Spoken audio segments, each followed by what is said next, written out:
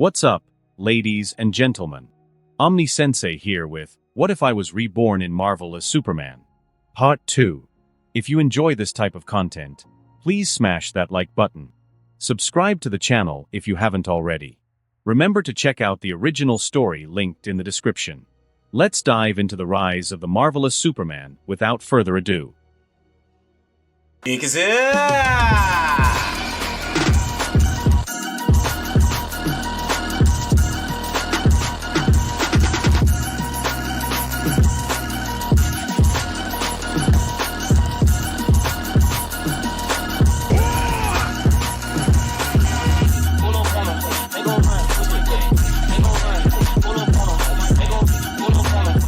Black Panther gave Juggernaut a good fight, but he was still being pushed back. The Hulkbuster is a good protective armor, but it needs more attacking power, T'Challa realized as he couldn't harm Juggernaut. Or rather, it was Juggernaut that was immune to attacks. Or so it seemed. Hopefully Superman is alright. He thought before being pushed into the ground and mangled. His suit had stored all the kinetic energy from Juggernaut's punches and released them all at once, blowing Juggernaut up a few meters in the air, and just as he was falling down, Superman flew towards him and punched him hard enough that the sound of his punch was heard all over the city. Juggernaut flew many miles before crashing to the ground outside the Wakanda protective dome. "Are you alright?" Superman asked as Black Panther stood up. "Yes, you?" he asked back. Superman pointed towards his chest, that was completely bare. Only his pants were left from his Superman suit as the upper part was destroyed from the metallic snakes. "Yes, but you should reimburse for the suit," he said jokingly. "Take care of your people, I'll handle Juggernaut," Superman said as he flew towards the direction that he punched Juggernaut. Black Panther looked around him, seeing the destruction. He wondered what would have happened if it were not for Superman. How many would have died? How much of the city would be destroyed? And how much of our vibranium would they take? T'Challa looked around and felt happy and fortunate that Superman had come to help. Outside the protective dome, Juggernaut stood up all dirty and stained. There were even branches sticking out of his armor. Before he could even think, he felt a nuke-like force on his stomach, making his feet leave the grounds as his sight becoming blurry as he flew at superspeed even further from Wakanda. This is unusual for Juggernaut, as he usually doesn't feel things, yet he felt that. Superman punched Juggernaut in the stomach before he could react. He punched him in a way so that Juggernaut would fly away from civilization. Their fight would be dangerous to the surroundings. Superman flew after Juggernaut. "I might have punched him too far away," Superman thought as he arrived in a desert once again. "It was a long time ago since I had a taste of a good fight," Juggernaut said in a thick voice. "Then I'll let you taste a bit more," Superman said as he flew towards Juggernaut, ready to punch him.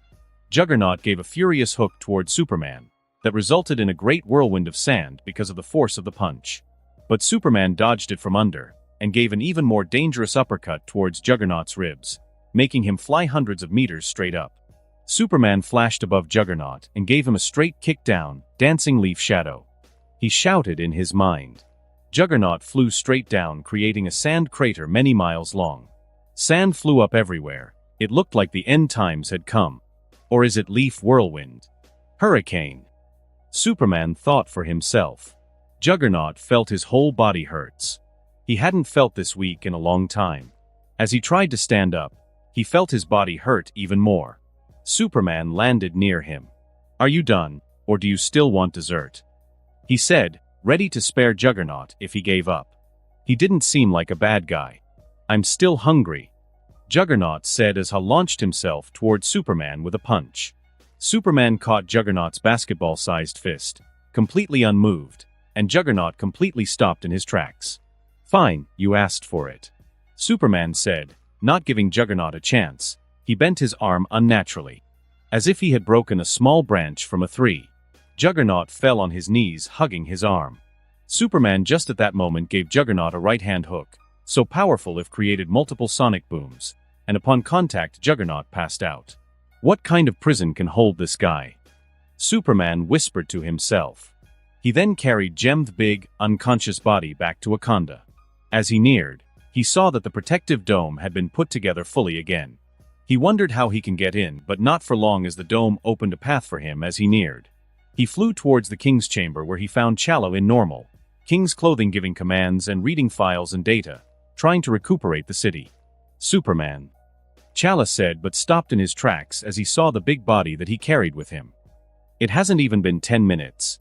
How strong is he? He thought. You should build a vibranium prison, because not a lot can hold him. Superman said. You should have left him in the desert. Chala said. Can you open up your dome for a second? Superman asked suddenly as he carried Juggernaut to the open balcony. Everybody looked confused at this, but Chala signaled his men to do as Superman asked. As Superman saw the protective dome go down, he held the unconscious Juggernaut by the helmet and threw him out of Wakanda. That direction and power should put him in the middle of the desert, Superman said as he turned around. Everybody stared at him aghastly. I was just joking. We already have a finished vibranium prison for these special cases. Chala said. Oh, he might come back and cause more trouble. Superman realized. No, the only reason they bypassed our defenses was because of Magneto's ability. He destroyed some of the important compartments for the dome. Chala said. Suddenly, the sister of the Queen came into the meeting hall. Mama wants a piece of that white chocolate, she said, staring at Superman's bare upper body. Please ignore my sister. Her head is smart in some ways and brutally lacking in other ways. Chala said, feeling as if his sister is trying to shame him in front of his friend. Don't worry about it. Superman said in a blush, not intending on staying a second longer with that woman that has the look of a hungry panther on her face, looking at him. He didn't even say goodbye, just flew away, and the dome opened a path for him as he passed. You chased away my friend Shuri. Chala sounded exasperated. I'm happy you finally got a friend, she said in sarcasm. I have many friends, Chala answered defensively. Are the Avengers considered friends? He thought to himself.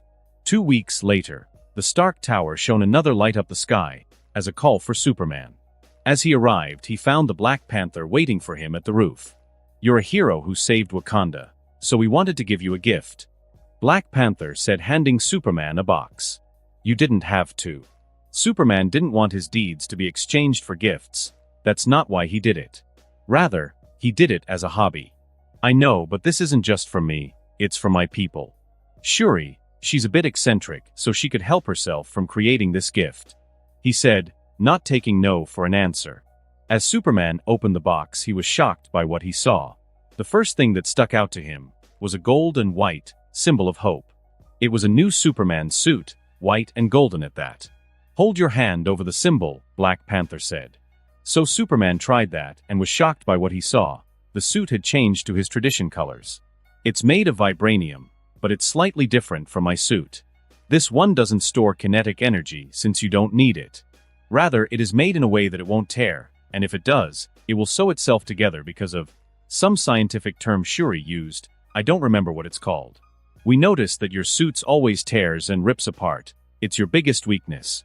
Black Panther said jokingly. Superman put a hand over Black Panther's shoulder and said, thank you, this means more than you know. We are friends, aren't we? The Black Panther said with an aura of nobility and royalty. But on the inside he was nervously waiting for a confirmation that he got his first friend. Of course we are, Superman said brightly. There are 2 suits inside it, with 2 slightly different designs, but of them can change colors between white and blue. Chala said. All the while, Tony Stark stood behind them, feeling like vomiting because of the bromance. Why did he have to use my place to call Superman? Tony thought in regret. Superman stood in his apartment, looking at himself in the mirror, rather at his new suit. He tried them out. So this is how Spider-Man feels looking at me. Kevin finally understood, as he himself was fanboying himself right now. As a Superman fanboy in his past life, he couldn't help it. He even flexed his biceps and chest muscles looking in a mirror. I'm fine. Change, yep, big change. He whispered to himself. He opened the window and flew around New York, just showing his face in his new suit. He does this occasionally so that criminals will know that he's always around, and for citizens to feel safe and sound with him around. Oh. A bank robbery. Kevin flew inside with super speed, and looked at everybody. The hostages were sitting in a corner. I knew you'd come, Superman. The leader said, pointing a gun towards one of the hostages. You're our ticket out of here. Either you help us carry all the bags and protect us while we escape, or an innocent life will be lost, he said. He was known as Arizov the Smarty Pants in his small community of criminals, as he was the head strategist, often being the leader because of it. What a good idea, another one said. He had big front teeth, a big nose and eyes that were way too close to each other. Jenny, why don't you have your mask on? Arazoth barked. Because you said this is a done deal as soon as Superman arrives, so we're done, aren't we? His logic was so impeccable that Arazoth almost got a stroke by it. Superman looked at all the hostages and smiled at them. Don't worry, I'm here now. Arazoth had heard so much about the new superhero that he got angry whenever he heard his name, always complaining about him whenever he had a chance. So in the end, he thought of this plan to make a lot of money and destroy Superman's reputation. If Superman didn't come, he'd just stay in here with the hostages until Superman does. Seeing how Superman smiled and reassured everybody, Arazoth felt the need to make Superman understand that he wasn't playing around. He pointed his gun at one of the hostages and pulled the trigger. Mama, I just killed a man. Put a gun to his face and pulled the trigger. Now he's dead. Arazoth thought he didn't really enjoy killing people, but he would do it if needed. But he got shocked by the fact that the hostage didn't die. Instead, Superman stood there, holding a bullet between his fingers. Panicked, Arazoth shot at more hostages at the same time. But no one got hurt. Superman stood there with his fist up in the air. As he released his fingers, the sound of bullets dropping to the ground could be heard. Everyone was awed by this feat. They had seen similar feats on the news and iTube, but seeing it in real life just hit different. So the rumors weren't fake. Arazoth thought he had never seen Superman before, so he assumed everyone was exaggerating about their beloved hero. I messed with the wrong guy, he thought. Superman flashed by every robber and hit them unconscious. And as the dust fell down, everybody saw that the bank robbers were unconscious on the floor, and in the middle of it all stood a tall, handsome man in his white and gold Superman suit, almost looking holy.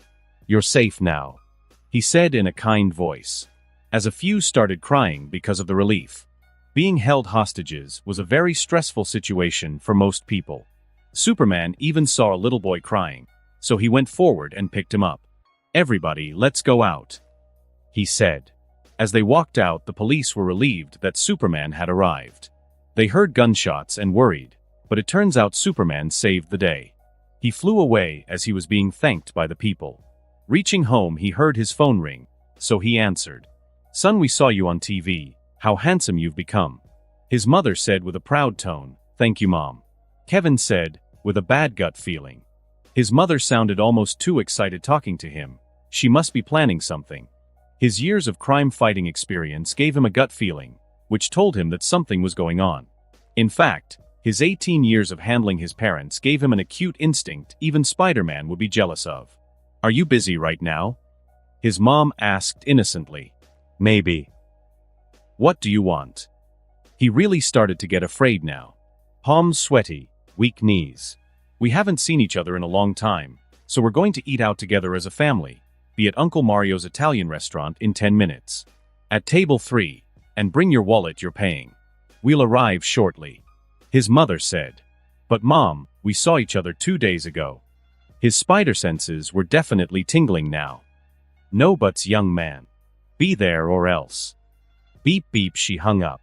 Kevin once more looked into the mirror, whispering, You're Superman, you can handle anything. Maybe she really just missed me? He changed into a red tartan shirt, blue jeans, and a simple black sports jacket over it. Then flew to Uncle Mario's Italian food in Branchville. When he arrived, he went to sit at the third table waiting for his family. Maybe they had some kind of announcement. He saw that the owner of this restaurant was standing over at the cashier, smiling brightly while looking at him. Even gave him a wink. Is Uncle Mario involved in Mom's plans? He looks excited. Kevin thought as he looked at the familiar uncle of his. All the older generation in Branchville were called uncles and aunts, since they're like a big family here. But sometimes he gets the feeling that there's something else going on in this town. Before he could delve into his thoughts, his mother walked in with someone beside her, Laura. Ah, my son, how coincidental that you're also here. What a small town, they should call it Smallville. She said with a straight face, pretending to not know he was here. I was just about to eat with my new friend, Laura. She's just a year older than you, and very pretty. She still pretended. Mom, we've met before. Kevin said, exasperated. Oh, even better, she said, but was cut off by her own phone ringing. Yes, who is this? What? Oh, no. What, an emergency? I guess I have no choice but to leave my other appointments, she said, heartbroken. Kevin saw through it all and asked, what emergency? You know. Say that one of your friends is giving birth. Kevin's dad said through the phone in her hand. My friend Jonathan is giving birth. Anyways, you two should eat since I reserved this table, she said as she escaped the place before anyone could react. Suddenly it got silent. Laura had just stood there, without a single expression on her face. She had superior senses because of her mutation, and heard the voice from the phone, and realized that her new friend had tricked her into a blind date with her son. Kevin didn't feel like having a blind date, especially with someone that's onto his secret. So just as he was about to stand up, a new voice came over. It's me, Uncle Mario. I will prepare the best food for you. Kevin realized why Uncle Mario seemed so excited before. He was part of the plan. Should we just eat? Kevin said. Giving up, Laura stood there thinking. Her new friend was one of the first to welcome her into Branchville. As soon as she arrived, everybody noticed that she was a new face and treated her kindly, but only Kevin's mother and father had really helped her out, inviting her to their secret. Fans of Real Green Entities Research Sect, FORGRS for short, making her instantly part of the inner circle of Branchville. Even though she was very antisocial and had a hard time expressing herself and trusting others, Kevin's mother had patiently helped her. And now, she has done this, Laura thought, not knowing how to feel. Kevin just saw that she just stood still for a second before sitting down. Okay, she answered. Kevin thought that if he just ate his food, paid for dinner and left, his mother wouldn't accuse him of not giving the date an honest chance, so that was his plan. To simply eat his food, pay and leave. But it turned out that his Uncle Mario was the better strategist of the two, as he only brought out one small dish at a time, making them sit their way longer than needed. Are you really not him? Laura asked, intending on finding out whether he was Superman or not. Kevin understood what she meant, but didn't answer, which was an answer in itself, and enough for Laura to figure things out. Had he not been Superman, he would be confused about who she meant, but he just let the question fly past. I didn't think you'd take my advice, he said in the end, confirming what she believed. I wasn't going to, but my instincts told me that I should at least visit this place, and my instincts are very good. And then the rest is history, she said. But I'm glad I came, she added. I'm also glad you came, Kevin said with a bright smile. And he meant it. From the beginning, he only told her to come here, because he felt sorry for her. At least he gave her some advice. But she seemed like the type to go in the opposite direction that she was told. Kevin only knew a little bit about her in his past. She was cloned in an attempt to recreate a Wolverine soldier. But she escaped and lived her life on the edge, always being betrayed and having no place to call home. Seeing him smile made her halt for a second. It was the first time someone was genuinely happy for her presence. She was born for others as a weapon. But here she is, as a person, and someone smiled because of it. Look, I'm not going to lie to you. I have some understanding of who you really are, he said. And she winced for a second, while her fist clenched, as if her claws would come out at any second. But don't worry, I don't care. You know my secret and I know yours. And as long as you're here, I won't let anyone take you away. You're part of Branchville now, he said with a smile. She found her breath again and relaxed again. They continued eating, barely speaking. But occasionally, Laura would spill a genuinely happy smile from her lips before hiding it again. All of this didn't go unnoticed by Uncle Mario. Even though he couldn't hear them from the kitchen, he could oversee the seating area from it, so he spied now and then. Uncle Mario took up his walkie-talkie and spoke. Italian sparrow stalking. Fanline, green mommy, do you copy? He said seriously. Fanline here, I copy, another voice said. Green mom's here, I copy reporting. They've been silent for the most part, but then and again they smile at each other. I think they've been hit by amore, mamma mia. Copied. Both Kevin and Laura heard this with their super senses and had a deadpan face. Your parents, they're nice, she said, not knowing what to say. Yes, too nice, be careful, or they'll force us together and become your parents as well, Kevin said with a warning tone. Laura chuckled, not believing him, but at the same she couldn't help but to think about having parents and a happy family. After they were done, Kevin paid for the food. So where do you live? I'll drive you, Kevin said. I got the apartment above Aunt Samantha's clothing store. Kevin drove her home. They didn't speak much on the way, just listening to the radio. As he stopped his car outside of Samantha's clothing store. "Thank you, I wouldn't mind doing it again," she said as she closed the car door and hurried to her apartment. Kevin just sat there shocked. He had thought that she didn't enjoy it and was just doing it because she was not trying to be rude. Did she enjoy our time? Well, it wasn't bad, Kevin thought as he drove home to his parents. As he walked inside the house, he saw his parents looking excited. Ha ha ha, so the childbirth went well. His dad lied to his mother in a robotic voice. Yes, Papa Bear. The child is healthy and well. His mother lied back, both pretending in front of Kevin. So your friend Jonathan was pregnant? Kevin asked. Kevin, we live in the modern times. You can't judge people like that. Jonathan was born as a little girl, Joanna, a woman. But because of, thanks to modern surgery, she became a man. His mother said angrily. Yes, son. You can't think like the old days. You have to be forward-thinking. Papa Bear added righteously. How did dinner go? His mom became serious, wanting to know how his blind date went. It went fine, and you should know, Uncle Mario reported everything. He said deadpan. Haha, son, there comes a time in your life when even your parents make mistakes, Papa Bear said with a blush as he put one arm around Kevin's neck, hugging him closer. That's when you remember how your parents took care of you when you were a baby and destroyed our house, our cars, our phones, tractors, and then kept us awake with your super scream for 3 years straight at that. Taking care of an alien baby with super strength is no small feat. Do you know how much alien baby poo smells? His mum quipped in. Both of them turned around and walked to their room in disappointment. What just happened? Kevin stood there totally confused. Isn't it him that should be angry? They set him up and backstabbed him with a beautiful woman. You got schmucked, Tyler told him with wisdom. Turning around, Kevin saw that Tyler had mysteriously arrived sometime. He didn't even notice because of his parents' disorienting banter. Tyler stood there leaning against the wall, looking at Kevin as if he was an old wise man that had experienced it all. I'm not looking down on you, Tyler explained as he saw the expression on Kevin's poor face. Tyler genuinely felt for his elder brother. Tyler turned around and prepared to go to bed, but just before he left the room he halted. You're not alone in this. How do you think I got my girlfriend? Tyler said in pain and left to his own room. Kevin's face lit up in understanding. My good brother, we aren't only brothers in family name, but also in experience. Kevin thought with newfound respect for his younger sibling.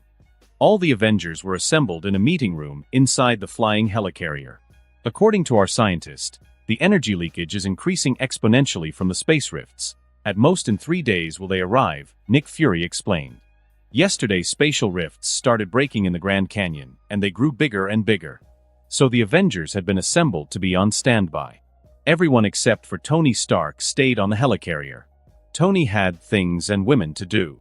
In his own words, Black Panther had taken off his mask and revealed himself as the King of Wakanda, but his behavior had changed slightly ever since the last time Superman saved Wakanda. Now he spends much of his time with Spider-Man for some reason, always on their phones. Most of the others sparred and trained together, getting to know each other better. Dr. Banner was hiding in the laboratory. Suddenly an alarm went off, and a voice came out of the speakers. Avengers, get ready. The first batch of aliens have arrived. Those who could fly flew down, and the others took a helicopter. As Superman landed, he found the canyon surrounded by military snipers and gunmen, ready for war. Superman, support us from the air, and take down any airborne enemies. Captain America gave his first order as he took out a gun and a sword from a bag he brought with him. Spider-Man, keep close to Black Widow and give your support anywhere you see fit. Don't stray from the group and keep close to Black Widow, he said while throwing the gun and sword towards Spider-Man. This isn't a street fight. You might need these, the captain said to him. Hawkeye. You know the drill, he said to his earpiece as Hawkeye and Hulk stayed on the helicopter for support. Thor, you're the vanguard, Captain said, and Thor responded with a warrior's smile. Happy to battle. Black Panther, you and I fight side by side, right behind Thor, taking down anyone that passes him. The rest is up to you, Black Widow, he said as he prepared his guns and shield, getting a nod from them. Hulk, You wait for further orders, Captain said. Hopefully they won't come, Bruce Banner said in their earpieces. They looked forward and saw hundreds of frost giants reveal themselves, standing ready. Only when the Grand Canyon was filled with frost giants did the biggest spatial rifts open, revealing 4 figures.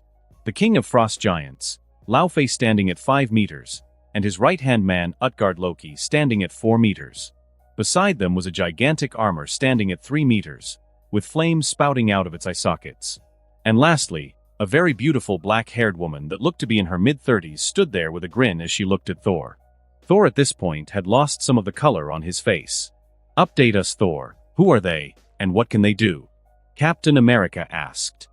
King and former king of the Frost Giants, the Destroyer, an amour made by all 3 Skyfathers. And Hela, my post-powerful sibling. She can equal a young Odin. I thought only one of them would come.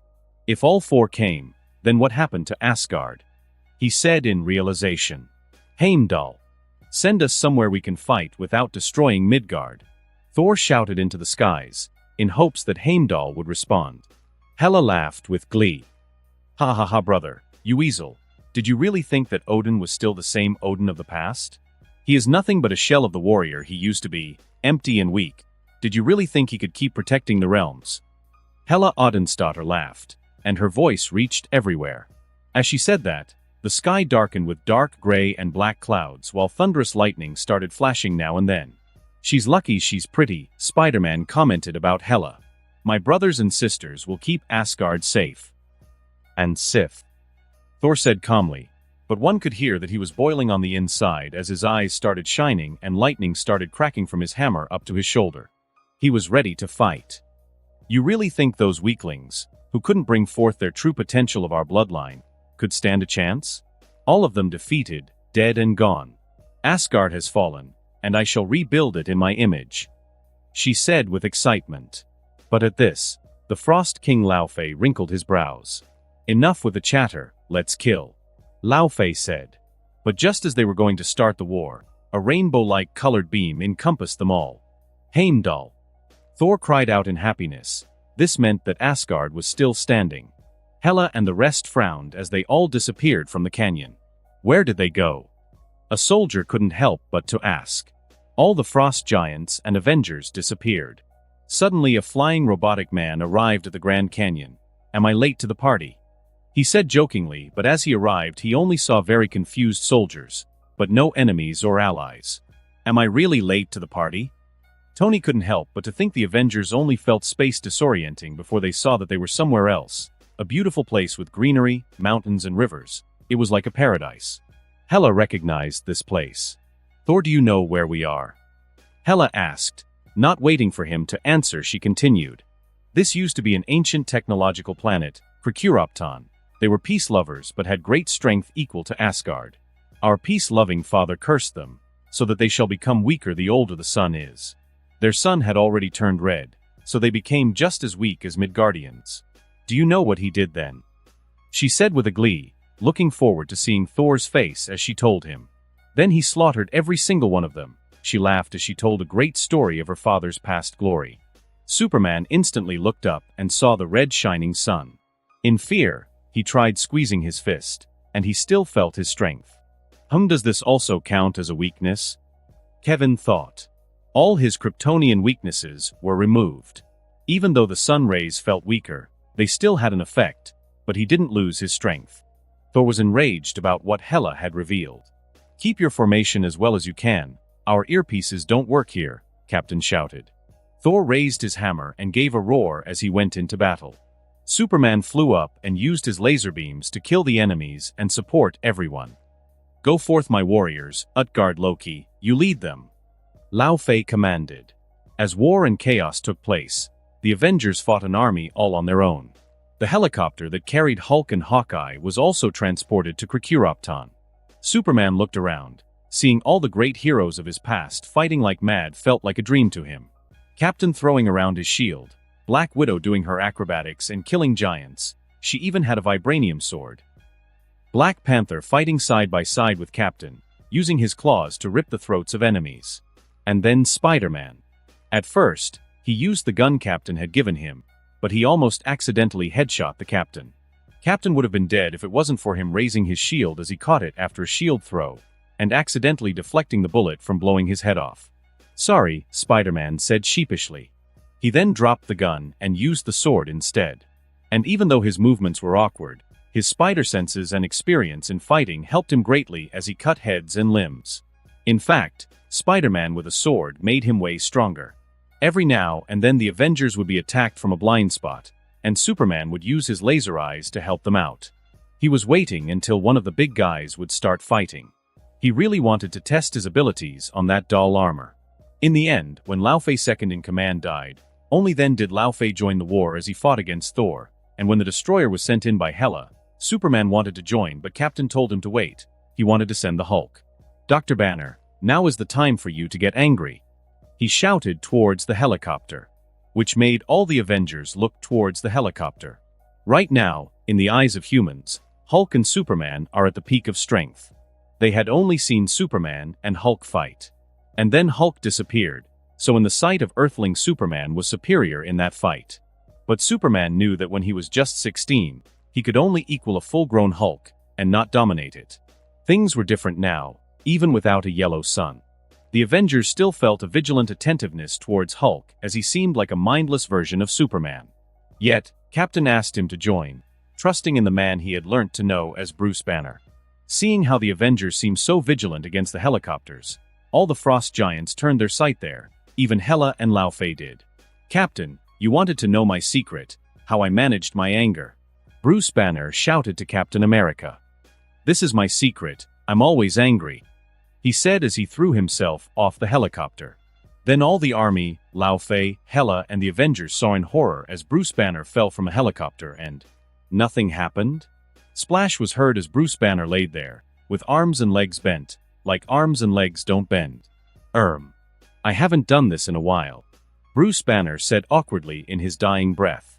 "He's going to fight the destroyer?" Hela laughed out. "Go forth," she said as the war continued. Suddenly a roar shook the place, as a green monstrosity stood up from where Dr. Banner had died. He roared, looking around. As he saw Superman, he got even angrier. "Dr. Hulk, that's the 1-inch," Captain shouted while pointing towards the destroyer. Hulk found something to release his anger on, so he jumped towards the destroyer while shouting, "Hulk smash!" Hulk smashed the destroyer to the ground, body surfing him 50 meters from his original location. Hulk stood up thinking he had one. Looking towards Captain America, he roared, "Send location," as he wanted another fight. Yes, he wanted to fight and show them who the real champion was. He could fight 2 to 3 or even 4 people in one night. Superscript 1, but he didn't stand for long as a beam of fire shot him towards the sky. "Focus, he is made of metals even greater than you are you," Thor shouted. The destroyer jumped after the Hulk and continued their fight. This continued for about an hour, before Hela lost her patience. She then joined Lao Fei against Thor. It was in this moment that Captain finally sent their real secret weapon. "Superman, you can go help Thor," Captain said. He knew Superman would hear without him shouting. "Can you send Hulk? I want to fight the destroyer," Superman said. He hadn't gone all out in a long time, and as his strength grew, he had to control it more and more. He felt that if he sneezed, he might destroy part of a town. If he stepped too hard, he might cause earthquakes. In all honesty, Kevin felt as if he could simply destroy the earth with a punch. So, he really wanted to fight a metallic armor made of something even stronger than you. Looking at the fight between the Hulk and Destroyer, he saw that the Hulk was being pushed back, and had burn marks all over his body, but no harm to his skin. Yet, the Destroyer seemed fine, no scratches whatsoever. He was even overpowering a really angry-looking Hulk. "Hulk! Smash him!"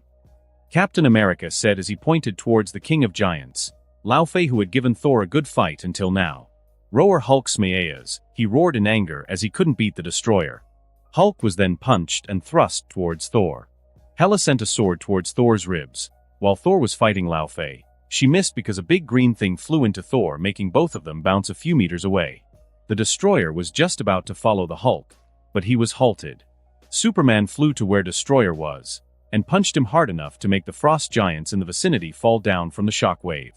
The Avengers were still fighting the horde of cannon fodder, and the amount of Frost Giants were decreasing, but not fast enough as even the Avengers started to feel tired.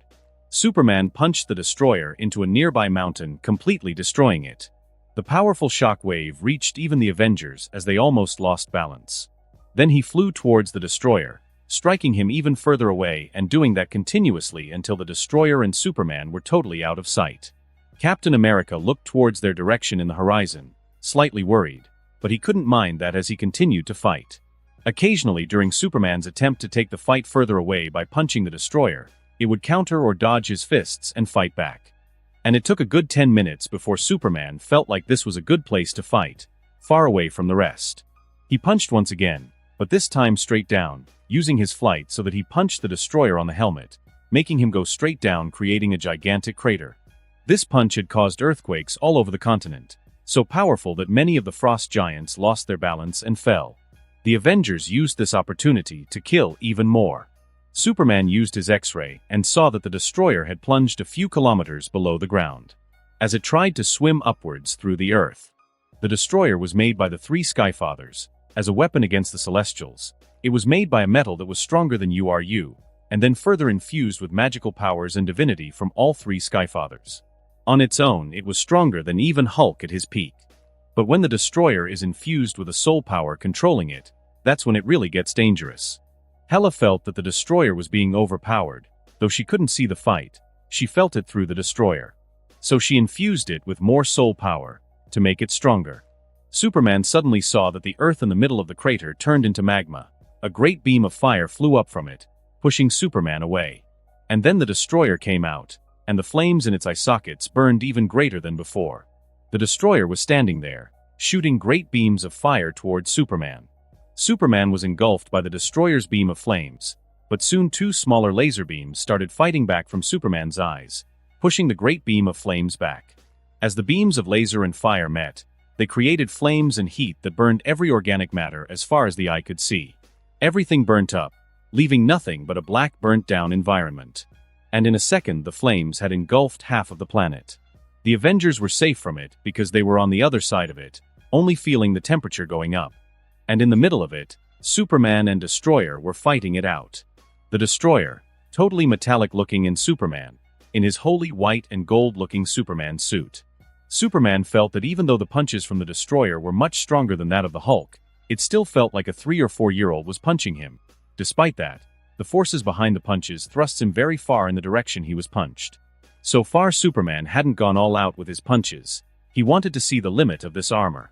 Superman's hand caught the Destroyer by the eye sockets, and then he used his strength to see if he could make a big hole in the face of the Destroyer, trying to rip out part of his face.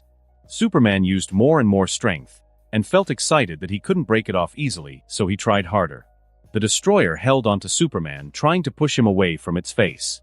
Superman held on, and used both his hands to try to open up the helmet of the Destroyer. "What did you take before this? Why are you so hard?" Superman taunted, wanting to see if it was mindless, and it didn't react. The more strength he used, the more the metal vibrated, making gigantic shock waves. At some point the whole planet vibrated, at least to some degree. Superman used about 70% of his strength before the metal started to not only bend, but crack. When he finally broke off the face of the Destroyer, a burst of flames came out, and the metal cracked with so much force that a great blast wave expanded so forcefully that it reached the other side of the planet. The Avengers also felt the blast. It was so powerful that the weaker members got hurt by it. The helicopter almost crashed. What in heaven's name is going on over there? Captain America couldn't help but to utter. Black Panther and Spider also looked over, afraid of the situation over there. Who is that warrior? Hela couldn't help but to ask Thor as they stopped their fighting. I don't know. Thor realized that he had underestimated his friend, and that he didn't really know as much about Superman as he originally thought. Superman had been blown away by the blast. But looking at what he had in his hand, Superman couldn't help but to smile. He held the face of the Destroyer. But the Destroyer wasn't so pleased, as it started burning its divinity as fuel. Destroyer caught Superman by his throat, throwing him down, creating an even bigger crater. He flew down and caught Superman in a really vulnerable position from the behind, in an arm lock. It tried to break Superman's arm, with so much force that space itself began to shake. It used up more and more energy, magical soul and divinity. Superman held on, trying to fight back, But it wasn't easy accumulating force while your arm is in an arm lock. Snap was heard from Superman's arm. That same snap caused such a great explosion that the Avengers, except for Hulk and Thor, had to get on the helicopter to fly up high above the ground because the blast came in never-ending waves. The shock waves were so powerful that the remaining frost giants almost all died. The Avengers had fought during the last hours, taking care of 30% of the forces, and the remaining were just killed by great shockwaves from where Superman and the Destroyer fought. The helicopters were being forcefully pushed around in the sky, almost crashing it multiple times. All the Avengers held on for their lives. For the first time since the war started, Superman felt pain, because his upper arm had been broken, almost at his shoulders. But the Destroyer was still not content, as it used even more power to totally rip off the arm. As the arm came loose, the Destroyed was finally pushed off. Superman stood up, bleeding from his shoulders where he lost his arm. He looked at where his arm is supposed to be, then at the Destroyer that held his arm, almost copying how Superman had held its face. But at the next second, Superman was shocked, because from his shoulder, a new arm started growing, and within 2 seconds, a fully new arm had grown out. The sleeve of his new suit had been ripped off as well. Superman punches at the Destroyer, no longer being as carefree, not holding back as much. His punch was so forceful that the shock waves were as great as when his arm had snapped. In his pummeling, Superman had forgotten about the Avengers and the others. As he stood above the Destroyer, he looked down upon it. It had dents everywhere, the metallic face was ripped off, and the fuel for it was extinguishing at a rapid pace. Superman held the Destroyer's arm, while his foot held down its torso, and he used his strength to rip off its arm as well. Only after that had it stopped moving. Superman then picked up his own arm, took the sleeve off it, and put it on his new arm. Then the threads slowly knit themselves back together. Looking down, Superman didn't know what to do. He had noticed that his own body was more powerful than you. But since it's a dead arm, it should burn. Superman used his beams on max levels before burning it up. After a few minutes, Superman breathed heavily as he used almost all his energy on the lasers. But just as he stopped using the laser rays, his energy came back, and he was back to top condition. Looking with realization at his new arm that he had regenerated, Superman came to a realization. I see, I finally awakened my X gene. But when? I never got tired during this fight, or really pushed to my limit. Oh. It must have been after the fight with the Hulk. Kevin finally realized.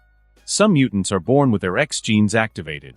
Some people activate their abilities because of trauma, and most activate it during their teenage years naturally. It seems like the physical trauma of fighting the Hulk had activated my X gene. Kevin understood. My super healing enhanced the regeneration ability, and my near-endless stamina is now even greater with greater stamina regeneration. Superman could live for as long as there is a yellow sun. Add that to the X gene equation, and I can probably live for a long time. Knowing and understanding is different. Here he stood as one of the most powerful beings in the world. And he felt slightly distanced from all earthly things he held dear to him. As he remembered Earth and the others, Superman picked up the scraps of metal beneath his feet and flew back towards his teammates. He had pushed the Destroyer very far from where the war was taking place, the other side of the planet. As he flew, he didn't go at full speed. He was taking in the difference in landscapes between before and after his fight. The whole continent looked burnt from his fight, and the Earth looked uprooted and destroyed from all the shockwaves and earthquake. Many places had formed new volcanoes and lava was spouting from the Earth. The Avengers finally felt the planet calm down. They really worried about what happened to Superman. If he can't defeat the Destroyer, then we are doomed. Captain America thought. Hela looked towards the horizon. She felt it. The Destroyer had been destroyed. But in its last moments, it had gone all out. He should also be dead, she thought. Superman flew while holding what's left of the Destroyer. As he came close enough, he saw what was going on. All the cannon fodder had died. The whole place looked wrecked. Superman felt a little shy at that. Maybe he should have been more careful. The once paradise-like planet now looked like a nightmarish disaster. When he arrived close enough, the first one to notice his presence was Hela, and she was shocked to the core. Unlike Thor, she not only knew about the Destroyer and its history, she also knew about its purpose and how it was made. She fully understood what it meant that Superman had defeated it. Is he one of them? She thought nervously, but didn't show it. Superman flew down, looking perfectly fine, not a speck of dust on him. while holding the absolutely destroyed destroyer in his hand. Ha ha ha. What a great warrior you are, Superman. I have underestimated you, great Earthling. Thor laughed, seeing his companion defeat a great weapon of Asgard. The helicopter landed, and the Avengers got off, ready to support Hulk and Thor in any way. They could see the victory just around the corner.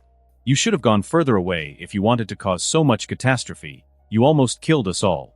Captain said, a bit annoyed, but relieved at the fact that Superman was fine. About that, I think I went as far as possible, to the other side. Superman said shyly. Everybody was shocked, to cause so much chaos from the other side of the world. Didn't I tell you, as long as we have Superman, everything will be fine? Spider-Man stated as a matter of fact. This king agrees. Black Panther said calmly on the outside, but fanboying on the inside. Everybody at this point waited for Superman to speak and tell what to do, even Captain America. As Superman looked around, he found that somewhere along the line, Hela had disappeared. The only one left standing was King Lao Fei, but what was he king over? Air? Dead bodies? Lao Fei also noticed that he was abandoned, and he had nowhere to escape, so he got ready to fight to his last breath. Lao Fei, king of losers. Give up or else. Spider-Man threatened while drawing his sword in a swipe until it pointed straight at Lao Fei. Unexpectedly, Captain America stood too close. He got a very thin line of blood on the skin of his throat. Had he stood just a few centimeters closer, he would have been beheaded by Spider-Man. Spider-Man saw that his teammates were looking at him in deadpan. Then he noticed Captain America's throat and the thin line of blood on his sword.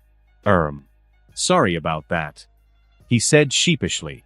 Captain America just walked up to Spider-Man and took his sword away from him, and the club with spikes that he had picked up from one of the Frost Giants.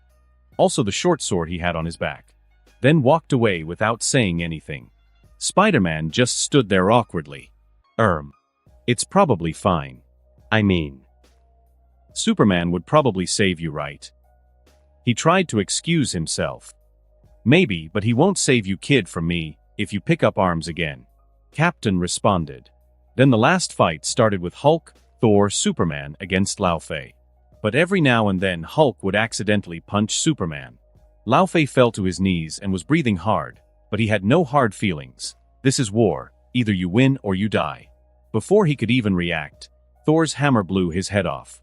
That's for Asgard, Thor simply said. His teammates looking at him. What, I always go for the head, he said, looking up towards the sky, thinking about something. Heimdall, send us back, he shouted. So, how should we get back home? Spider-Man asked. I know, we could take a cab. Spidey also came up with an answer. They looked at him slightly annoyed that he would joke around in such a dangerous situation.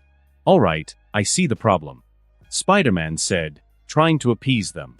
None of us brought our wallets, he finished.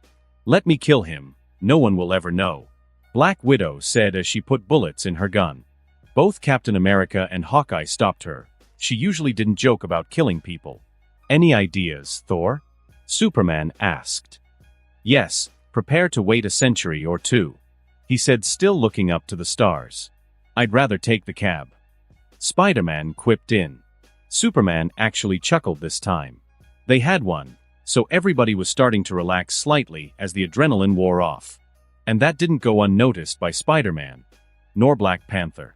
So he likes jokes. Black Panther thought. Haha, joking around is like my thing. Haha, but that doesn't mean I don't take things seriously. I just aspire to make light of things, so people become relaxed, haha. I mean, not in a weird way. Seeing Superman chuckle at his joke, Spider-Man became shy and nerdy, once again trying to score points with his hero. What did one superhero mask say to the other? Black Panther said without any emotion towards the group, hiding the fact that he had, like Spider-Man before, becomes a fanboy trying to please his hero. You wait here, I'll go on ahead, Black Panther finished, hoping he could also make Superman chuckle. Everybody looked at him just confused as to why he started joking suddenly. I got it, Thor suddenly exclaimed, getting all the attention to him once again. I know where we are roughly. I could fly to Asgard, resolve any problems there, and then send you back. Thor said, what's the downside? Captain America said as he noticed that Thor only proposed the idea and not the fact that he would do it. It would take about 2 days from here to Asgard, and another to resolve the situation there. I don't know. Because I have no idea what has happened there, Thor said with slight anger in his voice as he thought about what might have happened. That's the only option we have. Black Widow gave her 5 cents. Can't we wait for Heimdall like before? Suddenly Dr. Bruce Banner spoke. Hulk had gone to sleep as they were speaking. I don't know if he will respond. Thor answered. They all stood in a circle looking at each other. I'll go with you to resolve whatever happened in Asgard. That way it'll go much faster, but everyone will still need to wait at least 2 days. Superman gave his 5 cents. Am I the only one seeing a problem with the fact that we are stranded on a dead planet, with no one searching for us, and we're going to send our 2 strongest guys away? Spider-Man said. I'm fine with anything really, I mean what else could happen? Hawkeye suddenly decided to speak. Everyone looked at him. You don't speak at all until now, and when you do, you jinx us? Black Widow questioned while she took out a small notebook. It said killing list on the top of the page, and she had already written Spider-Man in smaller letters under it. And now she had added Hawkeye to that list. Seeing that, both Hawkeye and Spider-Man felt slightly afraid. Hey now, don't you know it's illegal on this planet to write down others' names without their consent? Spider-Man told her nervously, I've also heard something like that. Hawkeye quipped in, feeling like there was a red laser on his forehead. We'll be fine, I think you two should go. Captain said to Superman and Thor, knowing this could potentially be their last meeting. Let's go then. Thor said looking up. Superman. Don't leave me here with these people. The only reason I joined is that they told me you'd be here. Spider-Man cried out. Don't leave me either. Black Panther thought in pain. Thor threw his hammer as he flew upwards towards the stars. You might want to step back a little bit, Superman told them. So they did, maybe a little bit more, he said with a smile while they backed off a bit more. Then he flew up, creating a sonic boom. He flew towards where Thor was. It didn't take long to fly outside the galaxy. But Superman noticed something peculiar. Isn't he flying too slow? Superman looked at Thor and saw that he was pushing hard, push harder. Superman thought in the end he took him by the collar and gave him a helping hand. The estimated 2 days became half a day. As they neared Asgard, Superman was absolutely stunned by its beauty. Everything was made of precious stones, silvers, and gold. A true jade beauty, emerald buildings, pale skies, boneless, soft atmosphere. A realm-toppling beauty, Superman thought. As they landed on the garden of a great castle right in the middle of Asgard, Thor felt his veins bulging in anger. He saw that his family members, Heimdall, his friends and his wife Sif had been shackled by their hands and feet, outside the castle where everyone could see them. They seemed to be tortured as well. Where is Loki? Thor wondered if his brother was involved in this. He might not spare him this time. All the Asgardians had hidden themselves in safety chambers. But as they all heard thunders crying out in the skies, they went out with hope, as this is a sign that one of the strongest fighters had returned. When they looked outside, they saw that the whole of Asgard was covered in great, dark gray clouds. Thor walked towards his family and friends. As they saw him, they lit up. Thor, Loki was part of this. Don't be tricked by him. Balder said. After you got hurt against Hela, she returned to us and helped the frost giants led by Urgard Loki and their former king Laufey. Father had to get involved later, but that's when Surtur showed his face and fought with Father. Hela took her chance and stole the destroyer. Valis said. You have to hurry and support your father. They are fighting in another realm. Thor's mother told him. Husband, hurry up and leave, before their joint forces come back. Join Odin in his fight, then slowly retake Asgard from our enemies. Sif, the wife of Thor, exclaimed, afraid that he would have to fight against Hela and the frost giants on his own. She wanted him to escape before they came back. I've already defeated Hela and the frost giants, Thor said, still angry. Thor just walked forward, and thunder streaks came out of his arm that held Mjolnir. The thunder strikes burnt off the shackles holding his family. How did you defeat them? The Queen of Asgard asked. She knew the enemies of Odin better than her children, and how powerful they were. I had friends that helped me, Thor said, looking at Superman. There's no one here. Why didn't you escape? Thor questioned his family. We were bested and defeated, then Hela shackled us in these cursed shackles. Scourge also betrayed us for Hela. He made sure we couldn't escape while Hela and her army went searching for something in Midgard. To find you, we assumed. While Scourge was enjoying the castle on his own, we tried to use our remaining magic to help Heimdall escape. It only worked so far before Scourge caught him. Sif answered. Scourge. Thor said with anger, remembering who he should slay, for touching his family. Scourge was one of the strongest fighters in Asgard, except for the Odinandaughter and Odinsons. It didn't take long for Thor to get things in order. He couldn't find Loki, but Scourge was easily found and apprehended by Superman. They wanted to help Odin, but they didn't know which realm he was in. Even Heimdall couldn't find him. All in all, it had taken Superman and Thor 15 hours after they left the Avengers, before they were ready to send back the Avengers to Earth. The Avengers were hungry and thirsty after the war they had been through. I really want a burger right about now, Steve Rogers said, as he took his mask off. A big size Matoki would not be bad. Chala said. I could even go for a hawk right about now. Hawkeye said jokingly. I wonder how humans taste. Natasha Romanoff, the Black Widow, said without a hint of joke in her voice. They all moved away from her. What? I didn't say I would kill you, she said, displeased as everyone was looking weirdly at her. They relaxed hearing that. But if you do die, I wouldn't mind having a taste, she said, smirking, while licking her lips. I would like to eat anything, as long as it isn't green, Bruce Banner said, trying his best to also make light of the situation. We might be stranded here for a few days, so let's talk about something else, Captain America said. Chomp chomp, chunk gobble gobble, slurp. Spider-Man suddenly stopped eating his protein bar, as everyone looked at him. Ehem, this isn't what it looks like, he said nervously as he saw their furious eyes. Look, it was an accident. Superman won't stand for it if you kill me. We're kinda tight, like brothers. Do you want the rest? He said as he lifted his hand, ready to hand the last morsel of protein bar.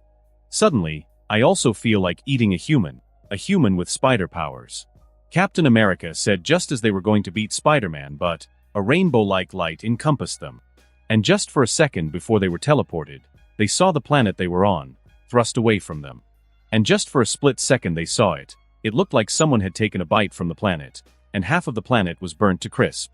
When they were transported into the canyon again, all of them stood silent for a second. Did you guys see that? Hawkeye said. Remind me not to piss off Superman, Captain America said. They had seen the after effects of Superman's fight. It had been almost 1.5 days since they were taken to whatever the planet's name was. Krypton? No, that's a chemical substance. When the Avengers arrived, there were many soldiers standing guard, waiting for them, ready to report anything new. And as soon as the Avengers returned, they reported it to the higher-ups. Superman laid on a hill, beside a big tree slightly shadowing his head. The hill is surrounded by fields of grass and flowers. And although the hill wasn't great in size, it was far away from the nearest civilization. The fields are surrounded by big forests, so no one ever comes here. As Kevin laid there, enjoying the feeling of the hot sun rays on his skin, looking at the sparsely spread clouds, just floating in the great blue sky, we slightly blew on his face, but it wasn't the cooling effect of it that Kevin liked so much, it was the sound of it. Laura would probably like this place and its tranquility, Kevin suddenly thought. The wind caressed his skin until his eyelids felt heavy, and before he knew it, he fell asleep. Suddenly a spaceship entered the atmosphere, and it was burning up while crashing down. Inside it was a blonde woman trying to steer the ship as it fell down. I need to make sure it lands somewhere far from human settlements, she thought as she steered it while crashing. That's a good place. She found a field, surrounded by forest and far away from humans. Kevin, in his peaceful sleep, suddenly heard an explosion. Opening his eyes from his peaceful sleep, he sees a spaceship the size of a boat, just by his face, hurrying towards him in a similar way to how a tiger hurries towards its prey. Normally, he would just move out of the way, but he was so confused that his brain couldn't make sense of things for a second. Another great explosion took place as the hill totally disappeared, and the flowery fields upturned by the fallen spaceship. Kevin felt his body, laying inside the earth, upside down with a smashed-down spaceship on top of him. Above the spaceship, part of the roof burst apart as if someone had punched it open from the inside. The blonde woman flew out from the hole she created. Looking at the disaster she had created in the area, she took a breath of relief. She had successfully crashed her spaceship, without harming anyone. Wait. I think I saw something just before I crashed. She thought back to her last moments before crashing. No. No way, what would a human be doing out here? As she landed 5 or so meters from her ship and her feet touched the ground, she felt her ship suddenly vibrate like ships don't usually do. Looking back, she was shocked that the ship was lifted easily, and beneath it stood a man at 1.85 meters tall, in white and golden suit and with almost Vanta-black hair, holding up the ship as if he held a toy spaceship. Superman looked up at the ship that he held in one hand above him. He simply turned his wrist slightly, and the ship flew tens of meters. Superman looked around him and saw his favorite place. Get destroyed. Then he saw a blonde woman with long hair, a red and blue suit. Where did you learn to fly? He couldn't help but to ask, seeing how her skills had destroyed his place. The Air Force, she said, still confused by what was happening. She had come because of a signal she received from one of her old friends. Earth found itself in a crossfire between Asgard and other alien forces, not something Earth can handle on its own. So she hurried as fast as she could to come back to the place she once called home. Realization hit her suddenly. I see you're not human. You must be one of the forces attacking Earth. Have you already conquered it? Nonetheless, I shall take it back, she said as she launched herself with a plasmatic punch. As her fist came nearer and nearer, Superman just looked on. He felt the energy actually fill him up and make him energized. Is this like coffee for Superman? It feels so good, I can't let her know. Then when the fist actually touched him, he threw himself 50 meters backwards, destroying any tree in his path. What? The woman couldn't help but to exclaim. Did I punch him that hard? Did he die? She wondered. She had initially just wanted to beat him up and then get some information. After all, he had survived taking her crashing ship, head-on, even without a helmet. Superman stood up with shaking legs. Ha, is that all you have? I came to this place to enjoy myself, and this is all the Earth has to offer. Superman said, slightly misleading while taunting her. It probably won't work, Superman thought. It worked. She flew at him and punched him again. This time he flew another 100 meters. Something feels wrong, she thought. Superman stood up again. My race isn't that strong, but we can handle 1,000 of those punches at least. Bring an Asgardian if you want to beat us, he said with a smirk. She once again pounced on him, clubbing him down and pummeling him with her plasmatic punches. She was on top of him as he laid on his back, taking a punch after punch. Somewhere along the line, he had changed positions as he was laying on his stomach getting pummeled on his back. When she slowed down, he would weakly try to stand up while taunting her strength. There aren't many places where he could get a good massage like this. There was a small crater created. In the middle of it, laid a Superman on his stomach. On top of him sat a hot blonde woman with plasmatic powers, pummeling him. Even though she's strong like a Hulk, she's soft like cotton candy. Superman thought as he felt her on his back. Harder, he accidentally said, enjoying himself. Suddenly the punches stopped as she flew up. She realized that something was very wrong. Superman also stopped playing around, seeing as she was just looking at him 4 meters from the ground. Who are you, and how can you take my punches like that? Kari said. Even though that wasn't even 1/100th, no 1,000th of my full powers, plasmatic energy is one of the strongest cosmic energies. No one can take those punches like that, she thought. Sorry for playing around with you. Take it as revenge for disturbing my sleep and destroying my favorite place, he said as he flew up, also floating 4 meters above ground. No real need for us to fight, he continued as he pressed down on his chest where the S was, and his suit turned blue and red, similar to her suit. See, we're on the same team, he said, pointing at the colors of their suits. Carol Danvers, half human, half Kree. She grew up on Earth, but in the end she left it. Humans were weak creatures. They lived for a very short time. Even though she had loved ones, she always felt that she didn't belong. No matter how much a lion loves cats, it can never live among them. Every now and then she came back, to protect the place she grew up in, but this is a first for her, seeing someone among the humans that can take 1/100th of her power. I'm Superman, Earth's mightiest protector, Superman said, and you're here to protect Earth from the invasion if I understood it correctly. He continued. Yes, I'm Captain Marvel, she said, not sure about anything. Did she really just attack one of the good guys? Are you here to join the Avengers? He asked Avengers. Yes, I think he mentioned something like that, she said thoughtfully. He then started to fly towards the waters outside of New York, while she followed. They soon found themselves on the helicarrier. When they landed on the helicarrier, Carol Danvers, as she called herself, couldn't help but be surprised at the speed humans were developing, at least since the last time she was here. Superman. Most workers and agents couldn't help salute as they saw him. He had become the symbol for heroism in the last few years. Seeing how well-liked and respected Superman was, Captain Marvel couldn't help but to remember how he had introduced himself as Earth's mightiest hero. Maybe in the past, pal, but now that I'm here, she thought as she smirked. For some reason she really wanted to see this good-looking guy fall down a step or two. They walked through the halls until they reached a central room, where everyone was working, except for one guy that was playing cards on the super advanced S.H.I.E.L.D. computers. Welcome to S.H.I.E.L.D., Superman introduced. Superman, I don't think Nick Fury will enjoy the fact that you brought. A woman looked Captain Marvel up and down before continuing, a guest. With you. The woman had brown hair and looked like a professional, but something about her screamed deadly, all the same. Don't worry, Ms. Hill, I didn't bring a guest. This is Nick Fury's guest, he said with a smile.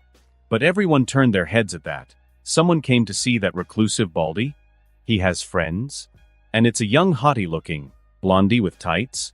Wait, did their director have a private life outside of work? All of them were looking at her as if they found a new side to the reclusive super spy director. The director is on his way, Agent Maria Hill stated, before going back to work. Good, I'll leave this puppy here with you. I've got hero things to do and people to save, Superman said with a bright smile as he flew outside. All the people inside were looking at him with a hint of reverence. Maria Hill just looked at his flying back as he left. Captain Marvel now realized why she found him slightly annoying. It was the same thing that had made her the best pilot in the Air Force. She was very competitive. Same suit coloring and similar powers. She couldn't help feeling her competitive side awaken. Who's a puppy? She shouted at his back, and just as she was going to fly after him, the S.H.I.E.L.D. director walked in. Everybody looked at him, then the blondie, waiting for some juicy information leak. Nick Fury just looked at everyone and wondering why they were looking at him in that way. I heard that, HAA. Ha. Superman is here, I came as soon as I heard, HA. Suddenly Spider-Man rushed in, breathing as hard as he could. He rushed here when he heard the news. Seeing everyone looking suspiciously at the director, Spider-Man couldn't help asking, Have you grown your hair back, Mr. Fury? Spider-Man questioned as he raised his hand to feel his head. Nick Fury almost couldn't help raising his hand to feel as well when he heard Spider-Man's remark. But his experience as the world's best agent had trained his self-control and self-discipline, so he barely managed to stop his hands from flying up. Don't you dare! Fury threatened Spider-Man, as Spider-Man's spider hand neared the shiny, bald head. But it was too late. His spider hand was feeling the shiny and soft scalp of the world's most dangerous agent. Nick Fury used to carry a little notebook where he used to write down the names of people he would kill. He had stopped doing that lately, but his hands almost went for his inner pockets as a habit. No hair? Then why is everyone looking at you like that? Did you accidentally show your Superman undies as well? Spider-Man asked as he realized the problem. What's going on, Agent Hill? Fury wondered as well, so he asked one of his most trusted. Can it be that I have lost more hair? But there's nothing I can do about that. This is the price of the intensive 3-year training I did in my younger career. Fury pondered. Superman made a sly innuendo about you and your guest. Agent Hill answered professionally, looking towards Captain Marvel. Nick Fury looked over and recognized the face that hadn't aged a day since he last saw her. He had sent a signal to her before the invasion, hoping for her help. Aren't you late? He asked, looking towards one of the most powerful people he knew.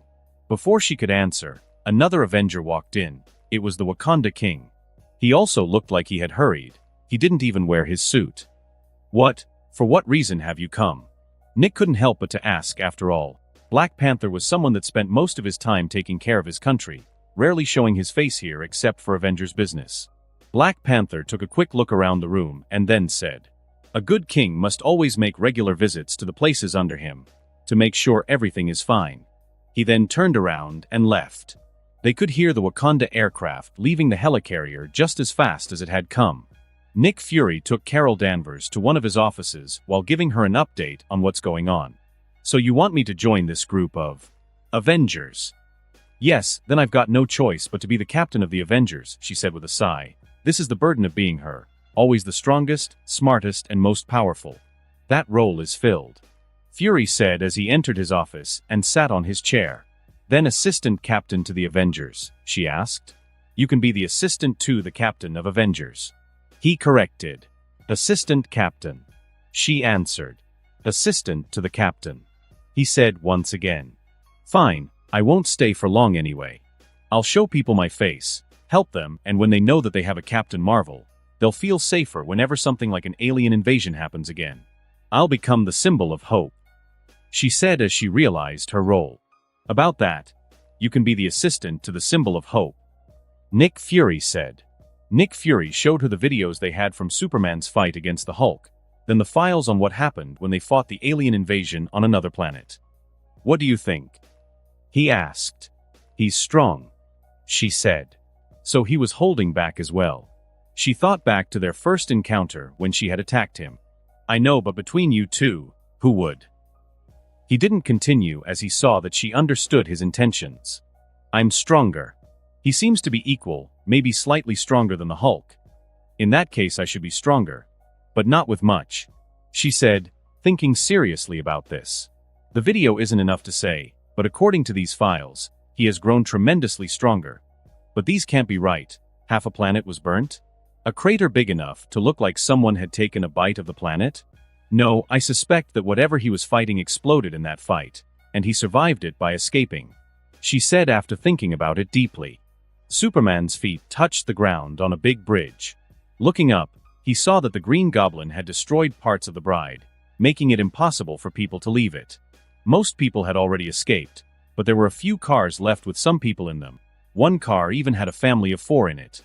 Looking up, Superman used his laser eyes to simply destroy the insides of the glider, making the Green Goblin fall towards the bridge. Shouldn't Spider-Man be here? Where could he have gone instead? Superman thought to himself. The 2 children in the family car were crying, and the others were also traumatized by this event. Superman walked towards the car with the family in it. As he saw the children crying, he simply knocked on the window. As they looked up, they saw a man with a big, bright smile. He had a white and gold suit with a big S on the chest, and they stopped their crying and instead became excited. The parents, seeing that Superman was here, finally found the courage to unlock the car and get out. "Superman, please take our children from here first," they cried out. They didn't want their children harmed in any way. "Don't worry, you can just stay in your cars. I won't allow anything to happen to you," Superman said as he turned towards where the Green Goblin fell. He had a green suit similar to the one in the movies. Green Goblin was laying on the ground, just simply staring at Superman, without saying anything. Shouldn't he be very talkative? Superman thought as started walking towards him. But it didn't even take 2 steps before small explosions happened, shaking the whole bridge. The Green Goblin just raised his arm and showed Superman that he held a detonator, and that he had pressed the button. The bridge started shaking as the pillars holding it blew up. Superman flew up and saw that the bridge was turning towards one side faster than the others, so he flew under the bridge and held it up. One pillar still stood holding up one part of the bridge, and Superman held it on the other side, stopping the bridge from falling apart. Superman looked up from below the bridge. Using his X-ray vision, he saw that the cars hadn't fallen down. He did have the speed to take everyone off the bridge before the bridge fell down, but if he carried the cars with such acceleration, the ones inside would have become tomato paste. And if he slowed down and accelerated in a fast speed but slow enough that they wouldn't be harmed, then the bridge would have to collapse before he could save them all. Then he looked towards where the Green Goblin was and saw that he was escaping on another glider. So he used his heat vision to stop him. But he had gone too far and was flying in a zigzag. The laser cut off the right arm and the right leg, but he escaped. He held up the bridge, waiting for someone to help those on it.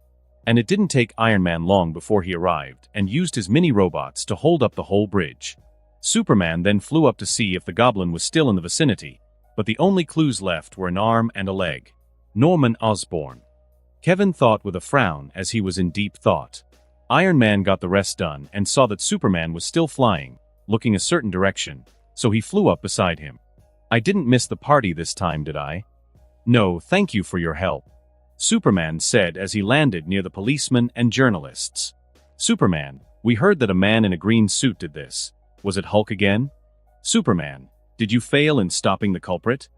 "Superman, how can we feel safe when the world is crawling with these supervillains?" "Superman, is the size of it as big as your muscles?" "Superman, are you really the strongest human on Earth?" The journalists bombarded him with questions, but he had only one statement. "No one died, and I successfully saved all of them, with the help of Iron Man. But unfortunately the terrorist escaped, but not unharmed. People of New York, the terrorist lost his right arm and right leg. If you know someone that suddenly fits the description, then contact the authorities." Superman gave his statement as he flew away. He had seen the Green Goblin's face, but he wasn't sure if it was Norman, as he didn't know what Norman's face looked like. Even if it was Norman, he can't just claim someone is a terrorist. Because if he simply lets the police apprehend Norman, then he probably has his ways to escape legal punishment. If he had killed Norman in his terror act, that would have been fine. S.H.I.E.L.D. would have shielded him. He flew home, as usual at a speed that no one could catch. After he reached his apartment, he changed his clothes and put on his glasses and walked out of his apartment. He took a cab to the nearest car shop. "Even though flying is fine and all, I always wanted to drive cars in my past life as I physically couldn't," Kevin thought as he arrived. He found a salesman and looked through different cars. He found a white Toyota Sprinter Trueno 3-door GT Apex. It was an older car, but he couldn't help finding it pleasing to the eye. But in the end he chose a black Nissan Silvia Case S13. Everyone knows that the black one is faster. Pleased with the car, he brought it. He could buy an expensive car, but he really wanted to experience driving a car manually. He didn't need the speed of newer cars, as none of them could come close to his own walking pace. He took his drive to the Red Dot building where he works. He had to sign new papers, otherwise he does all his work from home. Outside the Red Dot building were different cars, each with 2 people inside waiting. Ever since C.K. had made his debut, they had started to gather outside of the Red Dot building to wait for C.K. to reveal his face. The longer they waited, the greater of an author C.K. become. And by now, he had shocked the literacy world to its core. He released a bestseller after bestseller. Each paparazzi company has created a working shift where 2 people are always in the vicinity of Reddit, simply to catch sight of C.K. Suddenly, they saw a black Nissan Silvia park outside the Reddit, and out of it walked a handsome, tall young man with glasses. "Can it be?" one of the paparazzi asked. A few days later, Kevin was in his apartment, holding the news with a pale face. His phone was exploding with calls and messages. How did my secret identity get leaked? Kevin stared at the paper in fear. He had worked so hard to keep his identity as Kevin, as normal as possible. But now his face is all over the world. World-renowned author, C.K. Rowling's real identity revealed. The paper said with a picture of Kevin walking out of Red Dot. Kevin B. Collins, small-town boy, who came to the big city to make waves. A never-before-seen genius in the literacy world. Creating world favorites such as the Harry Potter series, Lord of the Rings series, Da Vinci Code, The Alchemist, the Narnia series. The Fault in Our Stars, 50 Shades of Grey, 1984, The Hitchhiker's Guide to the Galaxy. Luckily for Kevin, his fame died down very fast. Only a week after his identity was leaked, another news was leaked. A celebrity had cheated, and that news then overshadowed the former. Kevin stood on the roof of one of the tallest buildings in New York. He secretly looked around for cameras, but he didn't find one even with his X-ray vision. "So how do you like it?" "It's nice, isn't it?" a realtor said. "Yes, I like it. And you said that I can send you a list of food items that I want to the reception and then get the food directly to my door?"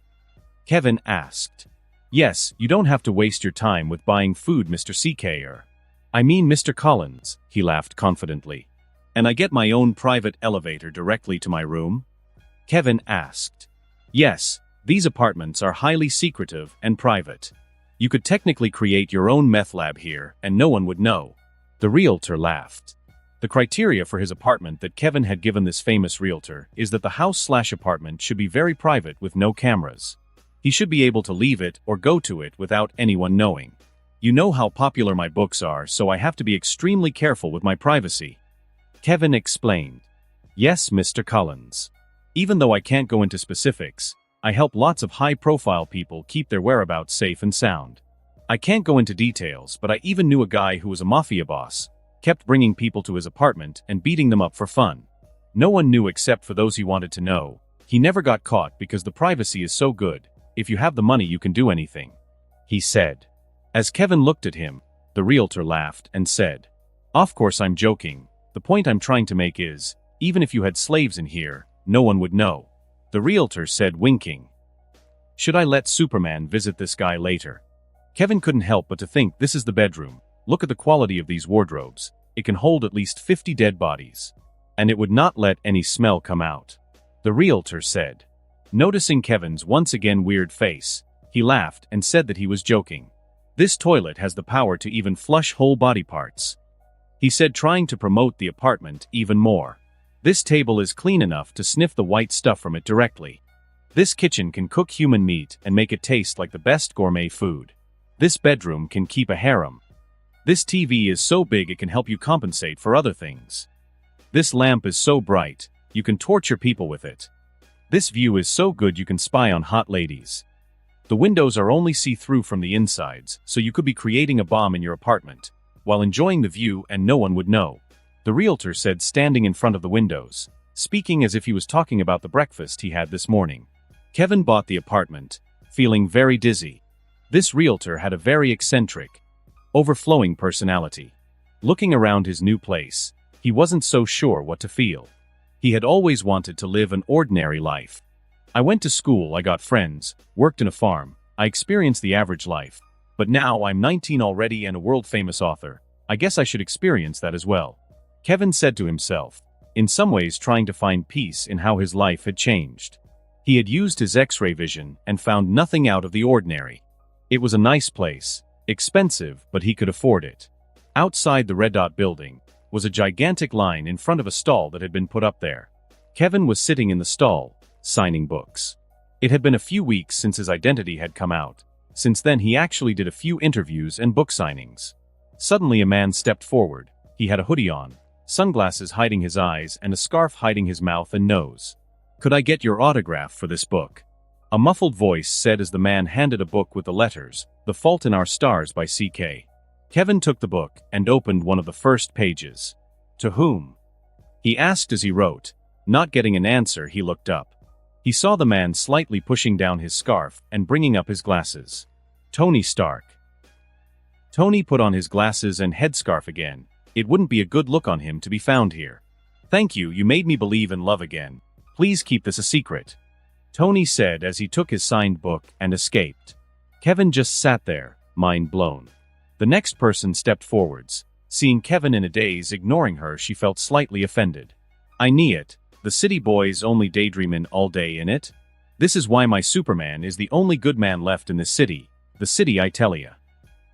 As soon as you saw me your mind wandered. But you can only look Tuchin is for Superman only I tell ya. Karen's my name I tell ya. Seeing as he was still in a daze, she's really felt offended. This is madness, madness I tell ya.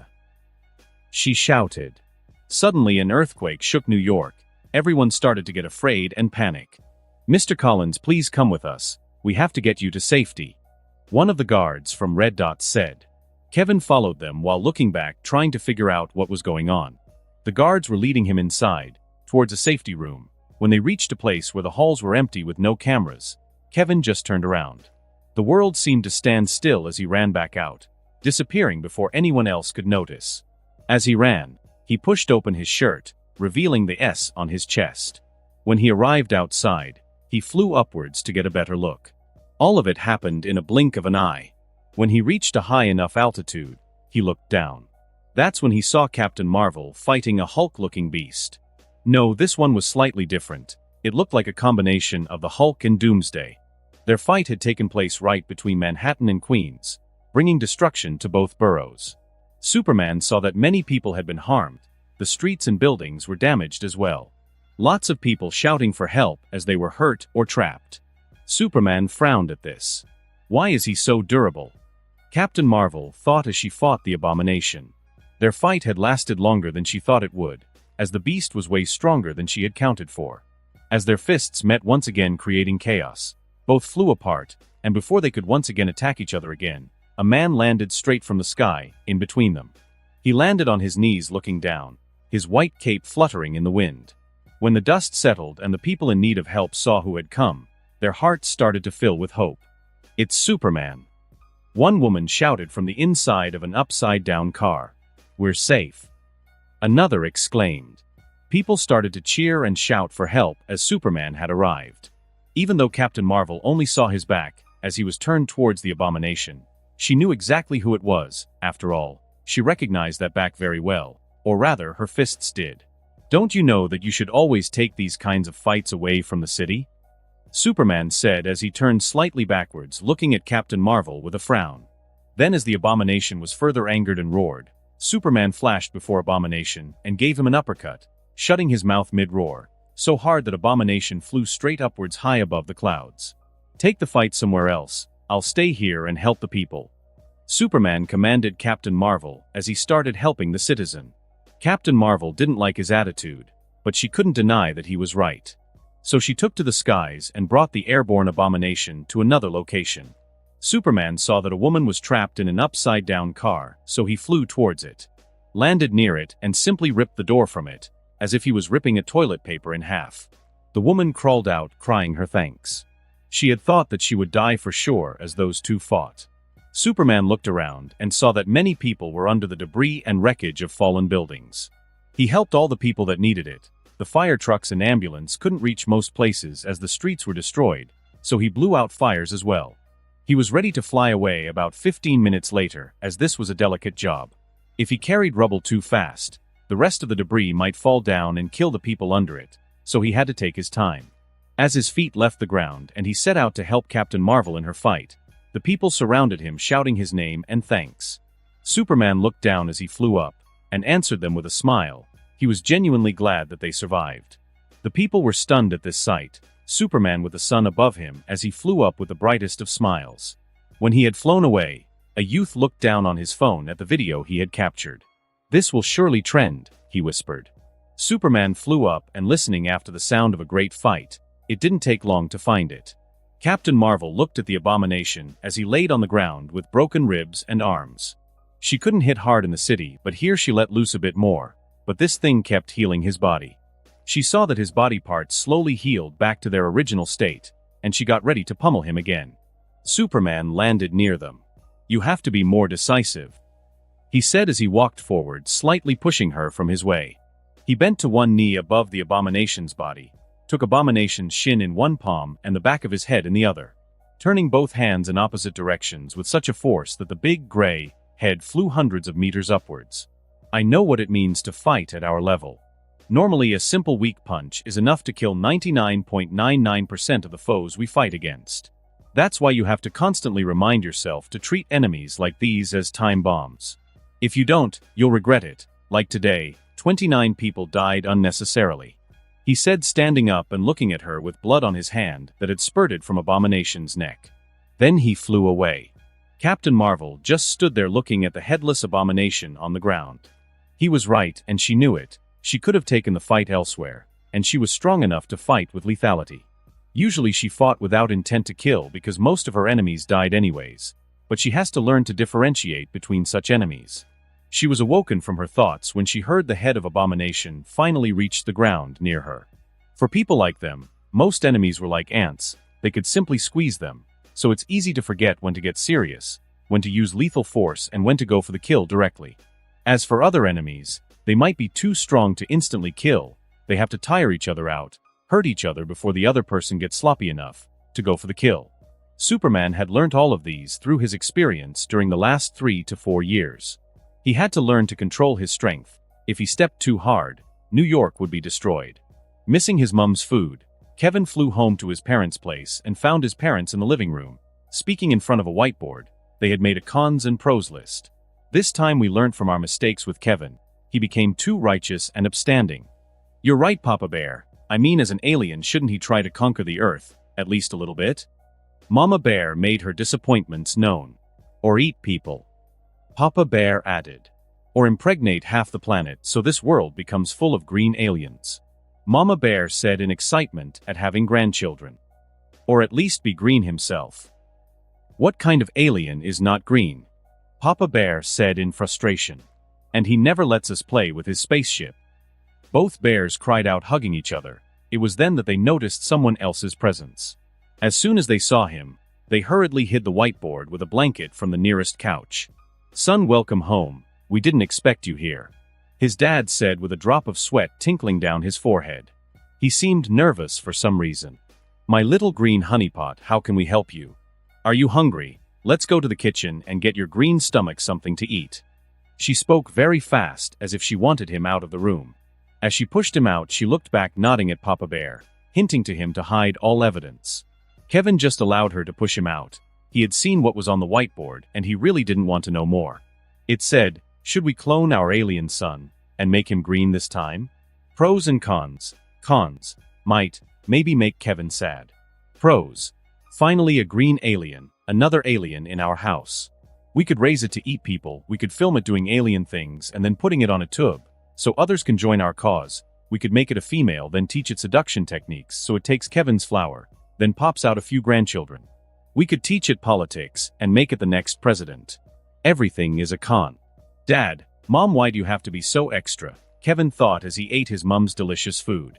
His mom turned on the TV, and the news were on, talking about how Superman had saved the day and helped hundreds of people survive a disaster in New York.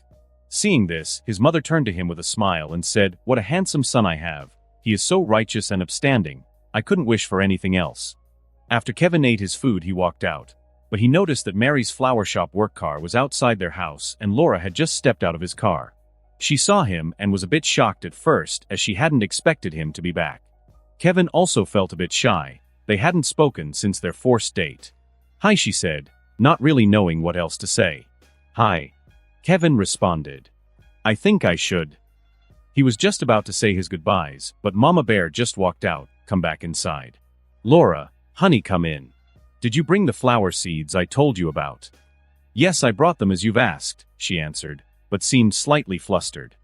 Why do you seem so shy suddenly? Come on in. Have you eaten? How did it come to this? Kevin thought as he sat in his room with Laura, playing Tekken on his old game Station 3. She got her butt beaten. And Laura was losing, not only to Kevin, but also to her anger by the minute. Her inner beast was acting up. As they played, she got growled and roared more and more. Bastard, die. She roared as she suddenly stood up, her claws drawn, ready to attack the TV. And that's when she realized that they were just playing games. Kevin started to laugh out loud. He found her expression funny and cute. Her frown was really deep. She was going to beat up the TV real good. She meekly sat down again, sitting on her knees looking down with a slightly red face. As he didn't stop laughing, she started to feel annoyed, then angry. Then once again, her inner Hulk came out. In the end, she lost her temper, as she extended her claws and jumped him. Kevin fell on his back. She was on top of him, one hand holding down his chest, the other raised with two adamantium claws, just millimeters away from his eyes. He looked at her face. She had a similar expression to a furious wolf showing its fangs threateningly. But somehow it was very cute. Her brows furrowed. It's like she's a wild pet animal. At that thought he almost laughed again, but afraid of being minced by her rage. He held his tongue as she realized what she had done. She felt very flustered. Her claws retracted and she was about to stand up and apologize. But before she could rise up, Kevin took her by the neck and pushed her face down to his. The world stopped for a second, especially for Kevin. Feeling her warmth on his body, and her warm lips on his, he felt weaker, yet stronger than ever. She was sitting on his hips as she bent over kissing him while he laid on him back. Suddenly her face left his, and it took a second before she stood up. But her mind was somewhere else as she almost fell, but sat down in a daze. Neither knew how to handle the after effects of this kind of battle. It was a new experience for them both. After just sitting and staring at each other for a second, Kevin stammered out a few words. Sorry about that. I just acted on instinct. No. I should be the one saying sorry, she said, looking down again. I think it's time for me to get back, she said as she stood up.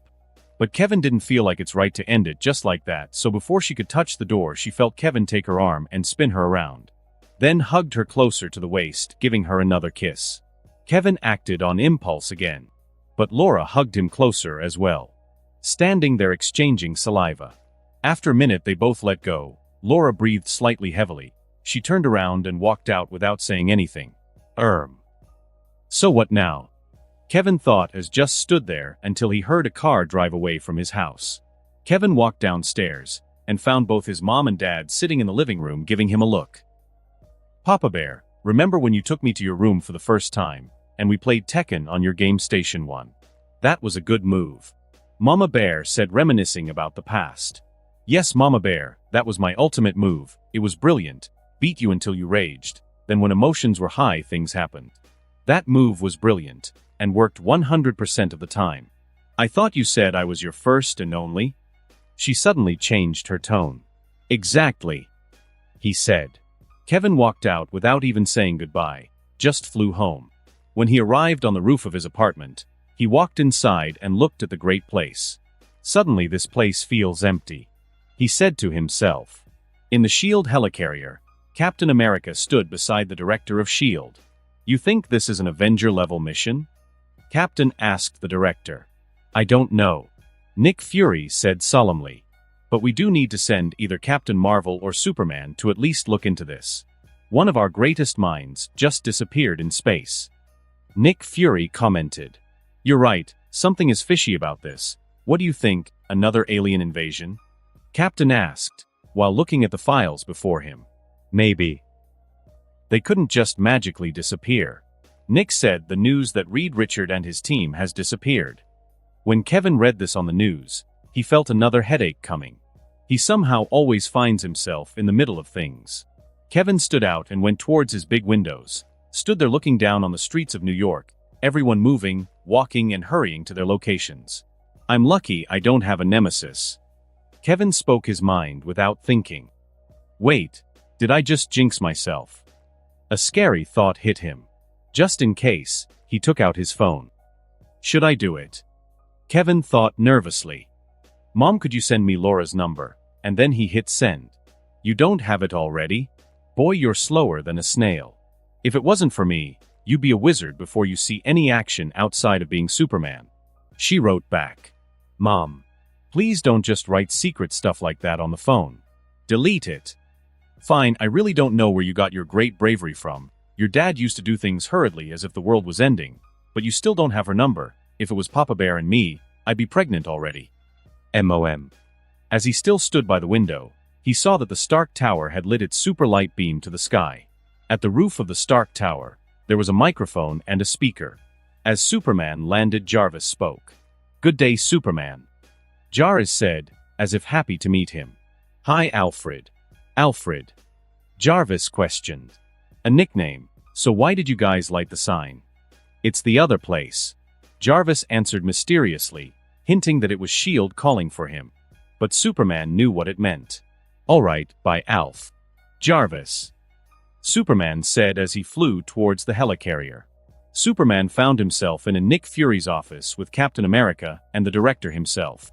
Superman, you must have heard the news of Reed Richard and his team disappearing in space. We suspect another alien invasion. We want you to fly up there and look around. See if you can find clues that our cameras and telescopes can't. Nick Fury explained. It's not an alien invasion, it's a magical dimension. Superman thought.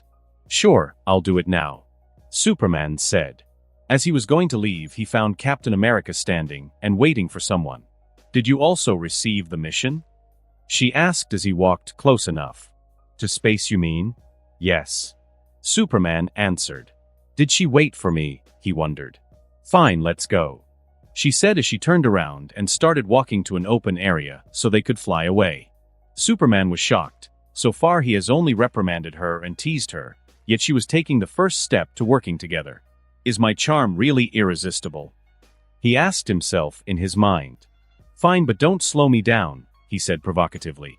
After all, he knew that the Fantastic Four are not lost because of an alien invasion, but because of other magical reasons. So Superman considered this a waste of time. At least he could enjoy teasing Captain Marvel. Superman reached space and started to fly around the Earth, looking around to see if he finds anything, not really taking things seriously. Captain Marvel took another route, trying hard to find any clues. They did so for 2 hours before starting to turn back. Superman turned towards the sun, enjoying its light, and that's when he noticed something very strange. Right above the star, he could see something very, very far away. What is that? A galaxy of stars? No, that's something else. Superman thought. Seeing as Superman had suddenly stopped, and he looked quite serious, Captain Marvel couldn't help but wonder if he had found any clues. As she looked towards the sun, she had to look away because the light was too strong for her eyes. What did he find? She wondered. Superman suddenly took off at a very fast speed. He had to go closer to find out what he was seeing. He flew around the sun and continued to fly at extreme speeds. Captain Marvel just saw him disappear as if he had teleported away. She tried following, but she had lost track of him because of his speed. She got too close to the sun and had to return. Did he really find something? She thought while her brows furrowed. Superman flew faster and faster, and finally when he was out of the Milky Way galaxy he stopped. He saw what it was. It was spaceships in the millions, and they were heading towards the Earth. With that speed, maybe within 2 years, maybe 3. Who are they? Superman thought before he flew back, this time not holding back his speed, appearing in front of Captain Marvel and hinting at her to go back. She was very shocked at his speed, it was like teleportation. So he was still holding back before. She realized the more she learned about him, the more nervous she got. This guy wouldn't turn on humanity, would he? Who could stop him? Superman was in deep thought as he landed in the middle of a street without thinking when he got surrounded. He woke up from his pondering. There was a little girl, about 2 years old, with her mother standing close by. The girl pointed at him and started stuttering. SSS. It's her first words. Go on, honey. The mother got very excited. SS Sunna. The little girl said her first word in excitement while pointing at Superman. Superman's eyes started twitching. He smiled as he stepped forward to pat her head. Good job, little girl, but it's Superman, he said with a chuckle. And as he was going to fly away, he heard her speak her second and third words. Sunnage, Sunnage, she seemed very excited. The mom just smiled awkwardly. I haven't been called that in a long time. Are they still calling me Sunny, behind my back? Has humanity betrayed me? Superman thought as he flew back to the helicarrier, where he found everyone waiting for him in the main room. What did you find, Superman?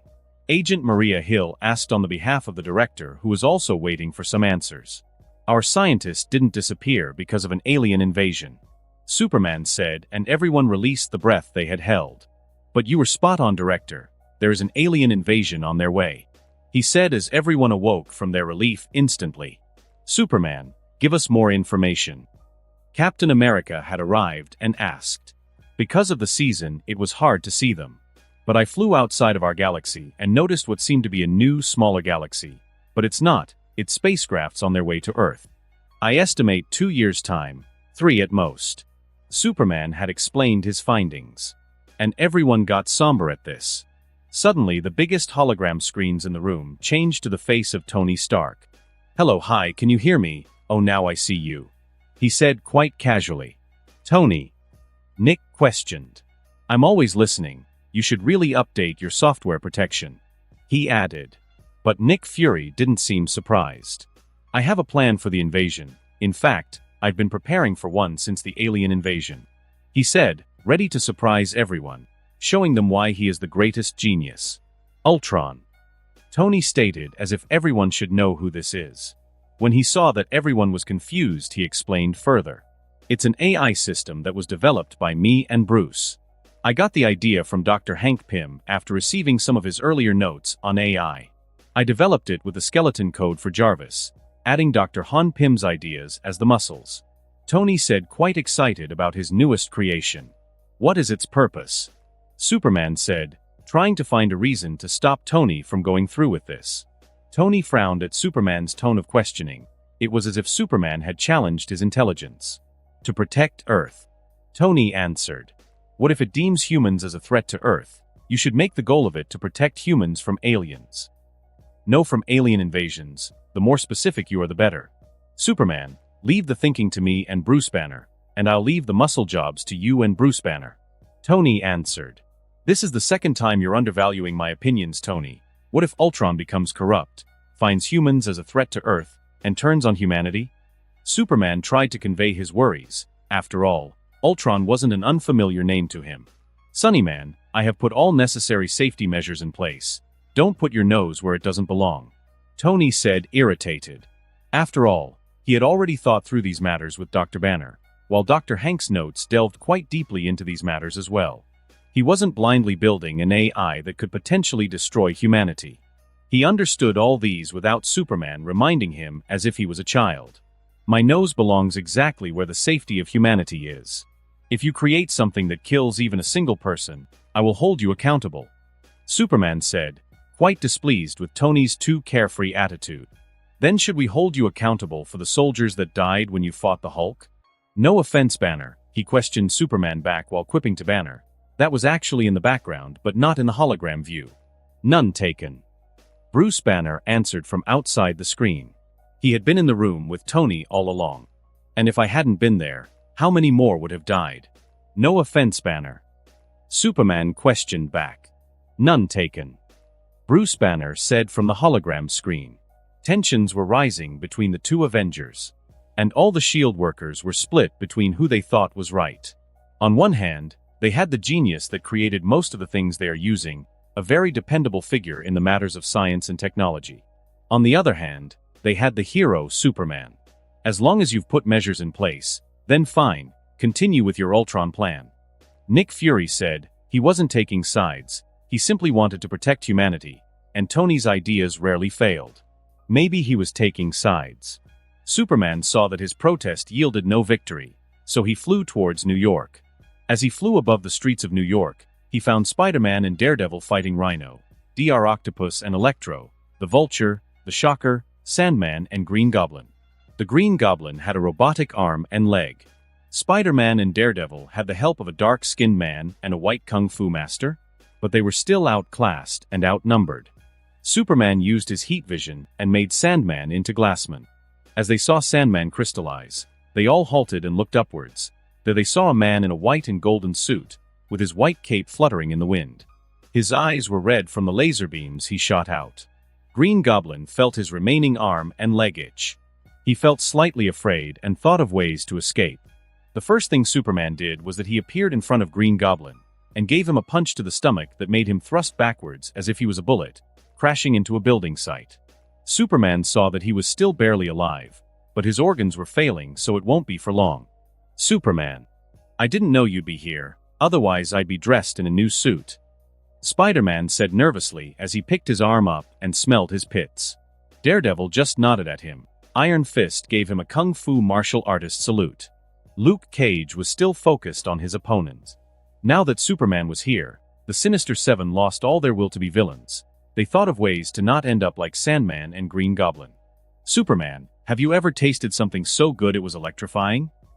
Electro shouted in slight madness as he shot his electric forces at Superman, hoping to stun Superman before escaping. Superman allowed the sparks to reach him, and they danced upon his suit, but he barely felt anything other than some tickling. Have you ever tasted something so spicy that you felt your whole body burn? Superman asked back as he shot very weak lasers from his eyes, burning up Electro, but not killing him. Isn't he some kind of good guy on the inside? Superman wasn't sure, as he wasn't very into the Marvel universe in his past. He had wanted to live in this world because, in contrast to DC, this world had lots of light, but he felt that the DC universe was very dark, even though the forces of evil and good were equally bad in both. Electro fell down, looking like a kebab. Vulture tried to fly away, but his wings simply melted thanks to super laser eyes, making him fall down to the ground, breaking his legs. Superman flashed behind Dr. Octopus, knocking him out. He caught him and looked at the location where his robot arms were corrupting his mind. Finding the place, he simply smelt that place very carefully with laser eyes, simply destroying the corrupting effect on his mind. Hopefully, when he wakes up, he'll be back to normal. Superman thought as he dropped Dr. Octopus to the ground. Suddenly, he felt a punch to his back, creating great shockwaves. Shocker was shocked to see his shockwaves not shocking Superman and throwing him away from the shockwaves. Superman had not moved a single millimeter. Superman turned around and caught the Shocker's wrists, squeezing lightly, destroying the Shocker's gloves and wrists. The shocker fell down to the ground, crying out in pain as his wrists were broken. Rhino felt that there was nowhere to escape, so his only chance was to charge towards Superman. Superman simply raised his arm and stopped Rhino's charge by holding his horn. Then he dragged Rhino's head closer towards himself as Superman lightly punched the Rhino in the head, making him unconscious. But the shockwave from his punch made even Spider-Man and the others take a step back. And that's how you make shock waves. Superman said to the shocker that was down hugging his broken wrist. "You'll take care of the rest." Superman said to the heroes, ready to take flight. "Superman, wait, I have a question." Spider-Man shouted in panic. Superman stopped in his tracks, waiting for Spider-Man to speak. Seeing as Superman actually stopped, Spider-Man felt flustered. Usually Superman ignored him, but this time he listened. Maybe, just maybe my feelings have reached him. Spider-Man thought, hopefully. Superman was really the symbol of hope. Could I get your phone number?" Spider-Man asked in a very shy tone. All the other heroes looked at him weirdly. This dude was confident enough to play around and make jokes during fights against supervillains. But now he was like a shy little Hinata in front of Naruto. "I don't have a phone." Superman tried to find a reason to say no, then he turned around and flew away. "Did you see that? Superman would have given me his number if he had a phone." Spider-Man said, very excited. He had only been declined because of circumstances. Daredevil walked up to him, lightly patting him on the shoulder. "Dude, even I have a phone, and I'm blind," he said, trying to comfort Spider-Man. "I also think he has a phone," Luke Cage said, wanting to wake up Spider-Man from his delusions. A year and a half had gone by very fast. Superman had continued saving the Earth and its people. He was one of the people who saved people the most. There were many reasons for that. He was the fastest and strongest. But the most important thing was that he guarded Earth as Superman, more than 12 hours a day. His alter ego, Kevin B. Collins, didn't have any specific working hours. He could super write a book in a few minutes, and that would suffice for a year. But since he wasn't just any normal author, he released multiple bestsellers every year as CK. Other heroes could only do their hero work for a few hours a day at most, if even that. Spider-Man had college and work, Tony had his business, Captain America and the other S.H.I.E.L.D. agents had their S.H.I.E.L.D. work. Every now and then they received a team mission where the Avengers would assemble. Kevin was very happy with his choice of career, as he could spend lots of time as Superman. He and Laura hadn't made lots of progress in the last year. At first, it went very well. They went on dates once or twice a week. But it became evident to Laura that for Kevin, his identity as Superman always came first. But it wasn't just Laura that felt somewhat hesitant about their relationship. Kevin also had his doubts. He had from the very beginning. He felt that maybe she was interpreting her thankfulness, gratitude, and appreciation for him as something more. He had once taken her hand in his own, then kissed her. Then he asked her if she felt anything. She pondered for a minute before asking, like what? He himself felt like his heart had beaten faster when he took her hands and kissed her. And it worried him that she didn't like him the same way he liked her. But Kevin had greater worries right now. He stood in front of his windows and looked down. During the last year and a half, great changes had happened to New York. Ultron had been created, and everything worked greatly. They even started creating Ultron cops. Now every cop had an Ultron partner, to help and assist in case of supervillains, mutants, or aliens. The Ultron robots listened to their superiors and followed commands, had their personalities, and were very helpful for the advancement of societal protection. Now, there was even discussion about firefighters having Ultron partners assisting them. Everything looked great, but Superman was worried deeply about this. At first, Superman wasn't the only one against the idea of robots with AI, but with lots of testing and debating, Tony had gotten as he wanted. Even though he had his worries, he couldn't help but to admit that way less people needed his help as Superman in the US, as each policeman had their own robotic partner. Superman flew above the atmosphere, reaching space. He had grown so strong during the last few years that he really didn't know where his limits were, if he had any. First he flew past the sun, looking at the army that was nearing.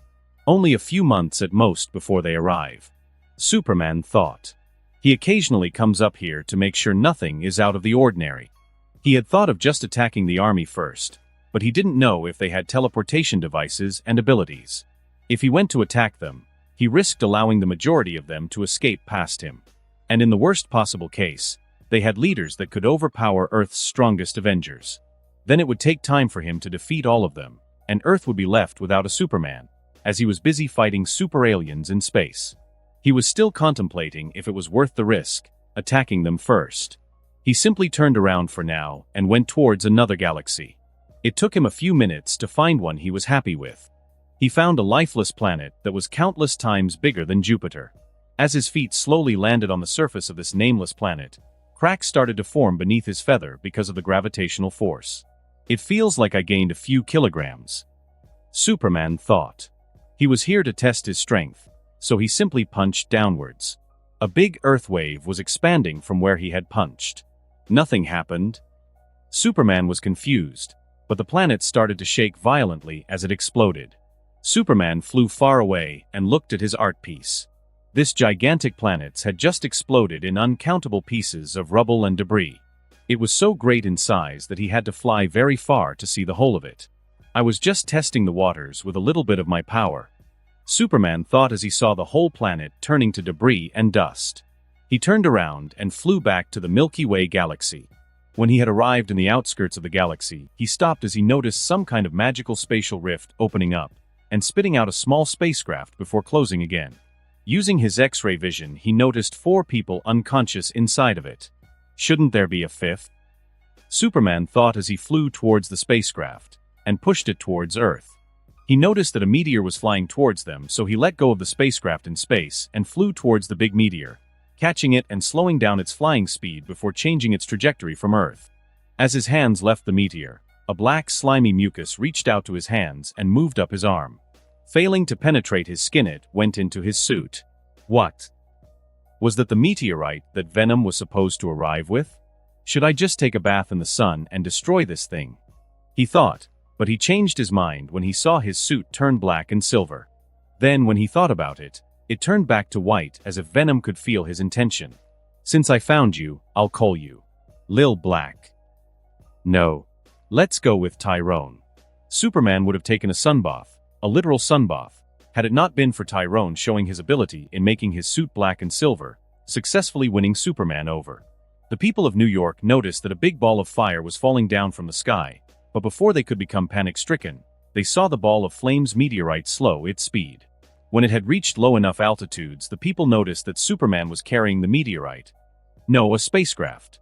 Superman flew down towards a hospital, and as he landed and carefully put down the spacecraft on a field of grass, so that it wouldn't be in the way of ambulances and people hurrying to get help, he walked forwards and easily ripped the door open, and then turned towards the nurses and doctors that hurried out. Help the 4 people inside, they are the scientists that got lost in space, he said dazzlingly as he flew away. Everyone in the surrounding had long ago picked up their phones and caught everything on video. Superman hurried home. He had something very important to do. As he got home, he stood in front of a mirror. He threw his hand forward and shouted, "Go Web." Nothing happened. He did it again, but this time more carefully. Fly. Up, up and away, Web. Shazam. Go. Go, Web, go. Get on, Tyrone. He said, but still nothing happened. I guess a sunbath is then, he said tiredly, and then his suit turned black and silver. Listen, little buddy, your name is Tyrone from now on, he said wisely. But in protest, the black mucus sprouted a head-locking goo from his suit that nodded no. Superman nodded yes. But JT still nodded no, so Superman gave up. He couldn't force the little dude. Superman flew out towards the sun. That's when it sprouted another head that nodded yes. Breaking news. Superman saved the Baxter scientists that got lost in Space 5 years ago. They are alive and well. Kevin was drinking coffee in Mary's flower shop as Laura worked. They had the TV on, and he heard the news about him from a few days ago. Mary's flower shop was both a flower shop and a cafe, a tranquil place to have a cup of coffee. Occasionally he would look at Laura and just enjoy the view. She occasionally looked back and smiled at him. Her personality had become way softer, and she was more open now. She still had that drop of wildness in her, but after staying so long in Branchville, she had softened her little heart. Laura was thinking of asking Kevin to the movies when she was off to work, and just as she was about to walk forward to speak to him, his head snapped sideways, and he hurriedly stood up. I'll pay next time. Kevin said he hurried away. Again. Laura thought. She felt like they had been in this limbo of relationship for too long. But neither were willing to confirm what they both wanted. Furthermore, she wanted to settle down in Branchville, maybe get her own family. But could she do it with Kevin as things were now? Even if they stopped their so-called relationship, could she find someone else who could handle the fact that she is a mutant, and there might come a day when enemies storm their house, because she has been haunted since she was young? She can't build a family with someone else, and if she can't do it with Kevin, she will never be able to. She used to believe that she would be alone forever, but coming to Branchville had changed that. And now the thought of being alone, which was once normal for her, is now a very scary thought. As Superman flew towards the west, he thought about his interactions with Laura. He had felt that their relationship might have started too early, and that she might not even truly like him, just that she had great appreciation and gratitude towards him, mistaking those feelings for liking as in sexual feelings. So he didn't push forward with the relationship, hoping she would. After all, if she did have true feelings for him, she would want to approach him.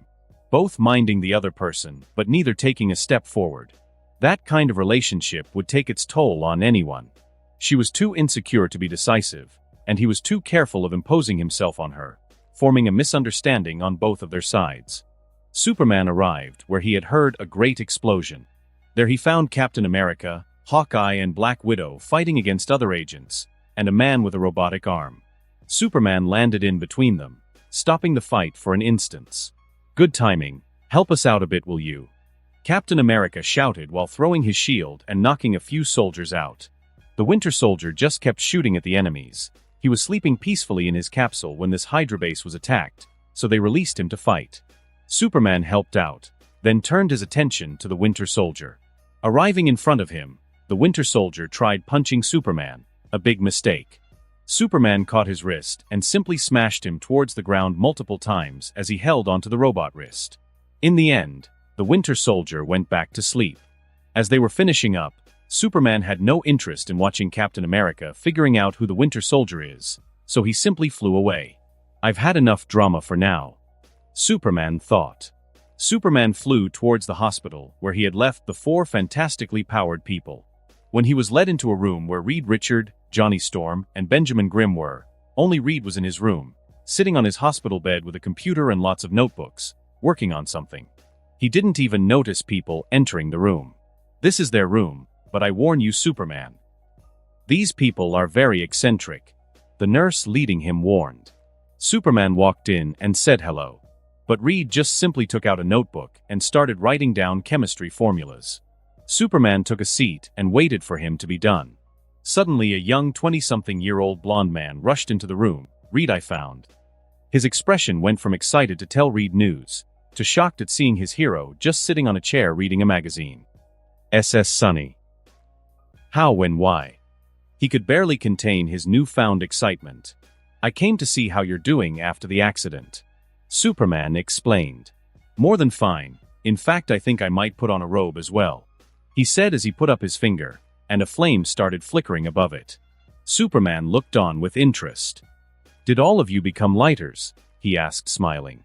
"Dude, only I got the cool powers," he said with a grin as his whole hand burst into flames. "Ben, Johnny, can you take your banter elsewhere?" Suddenly Reed said, annoyed while looking up. But he was shocked to see that it wasn't Ben standing there, it was the marvelous Superman. "Superman, I heard that it was you that saved us. Allow me to thank you on our behalf," he said as his hand just reached from the bed he sat on, to where Superman stood with Johnny. Superman shook the elongated hand with interest. "So all of you got powers?" he asked. "Yes, I don't know what exactly has happened, but I'm figuring it out." "Why are you here?" Reed asked. "I came to make sure you guys are okay." Superman smiled. "You really are the man they said you are." Reed expressed his respect. "So when did you wake up? Why haven't you left the hospital?" Superman asked. They looked fine to him. "We left it yesterday, but this guy started researching as soon as he woke up, and hasn't slept in 2 days, refusing to stop working," Johnny explained, exasperated. "That's just a misunderstanding." Reed tried to defend himself with a slight blush. "Sue won't believe what she missed. She's your biggest fan, and I can't wait to see the look on Ben's face as I tell him that I met you in person," Johnny said with a grin on his face. Superman made his acquaintance with Reed and Johnny, both inviting him to visit them at their Baxter building. "I'll come by sometime, and Johnny, if you ever decide to put on a cape, red and yellow would suit you," he said with a smile.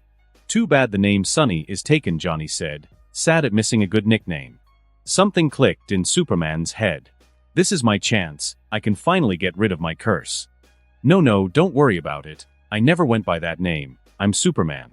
"You can take that name, it fits you better. I've already warmed up the name for you. The people will like you even more when they hear your name," Superman said, almost sounding like a salesman. "You never went by that name? Why does everyone call you that when you're not around then?" Johnny and Reed thought at the same time, looking at each other. "I'll come by the Baxter building sometime, have to fly by," he said as he jumped out the window and flew away.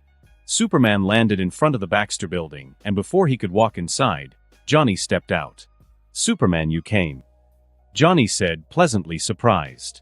He wore a Fantastic Four suit, except that it was red with yellow linings. The coloring was similar to the Flash. "It suits you," Superman said, hinting at his new suit. "Thanks. Reed wanted to go with blue, but I was adamant that red and yellow is the best color. I'm going for a fly, won a race," he said as he suddenly flew upwards. Superman just smiled and followed him. Johnny was slow, slightly faster than a plane, and his control was bad, almost crashing multiple times, but he had fun flying. It reminded Superman of his own first flight at super speed above the clouds. When they reached high altitudes, Johnny started to go all out, reaching supersonic speeds. Superman flew by his side, enjoying the flight. When they had flown far away from the nearest city, they came across a great flame that burst from the ground, reaching the height of 100 meters. Both Superman and Johnny slowed down. "It seems like there is a battle down there. Let's take a look," Superman said as they flew down. They found a red-headed woman in a yellow suit with red boots and red gloves. She had flames bursting from her hair, fists, and feet. She was breathing heavily and was on her knees, tired and hurt. In front of her was two men. They seemed to be on the same side. One of the men was totally burned to a crisp, but he seemed alive, and his skin was regenerating, while the other man seemed perfectly fine. He wore a butler-like suit and had a cane in one hand. He also had very long sideburns. "Is that the Wolverine regenerating? I don't recognize the man with the sideburns and cane. As for her, I have no idea who she is, but if she attacked Wolverine, she must be the bad guy," Superman thought, but he didn't act just yet. As for those who were already here, they just saw two men land between them, straight from the skies. One of them is a burning man with flames that actually raised the temperature in the whole area. His flames seemed very dangerous. As for the other man, a household name in, not only the US, but all over the globe. Superman. "Hey, ganging up on a lady, what did your parents teach you?" Johnny remarked. "Johnny, we don't know who is the villain here. In fact, we don't know if there is even a bad guy.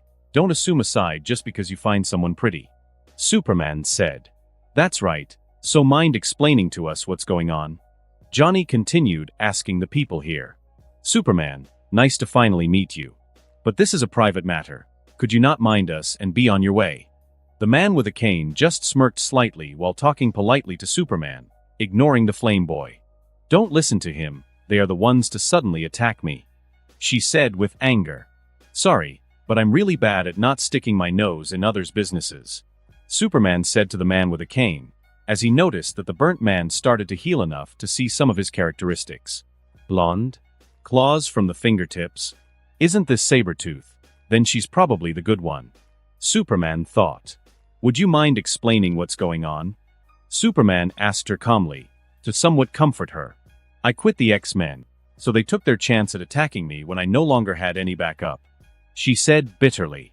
"Then from now on you have the backup from the Avengers," Superman said while turning his head towards the two other, hinting to them to back off. "That leaves us no other choice," the man with the cane said. He was quite excited about the idea of fighting someone like Superman. His own powers worked the best when his enemies were stronger. "He's Sebastian Shaw. He has the ability to absorb all kinds of energy and then release it," the yellow-dressed girl said, afraid that Sebastian's powers would counter Superman's. "Don't worry about it. Johnny, help her take care of that man," Superman said as the other guy had healed and was ready to attack as well. "So what's your name?" Johnny asked as he shot a fist of fire towards the healing man, but his senses were really good as he dodged out of the way. "You can call me Firestar," she said as she got ready for another round. "Superman, what an honor to meet you in battle," Sebastian said, quite confident in his abilities.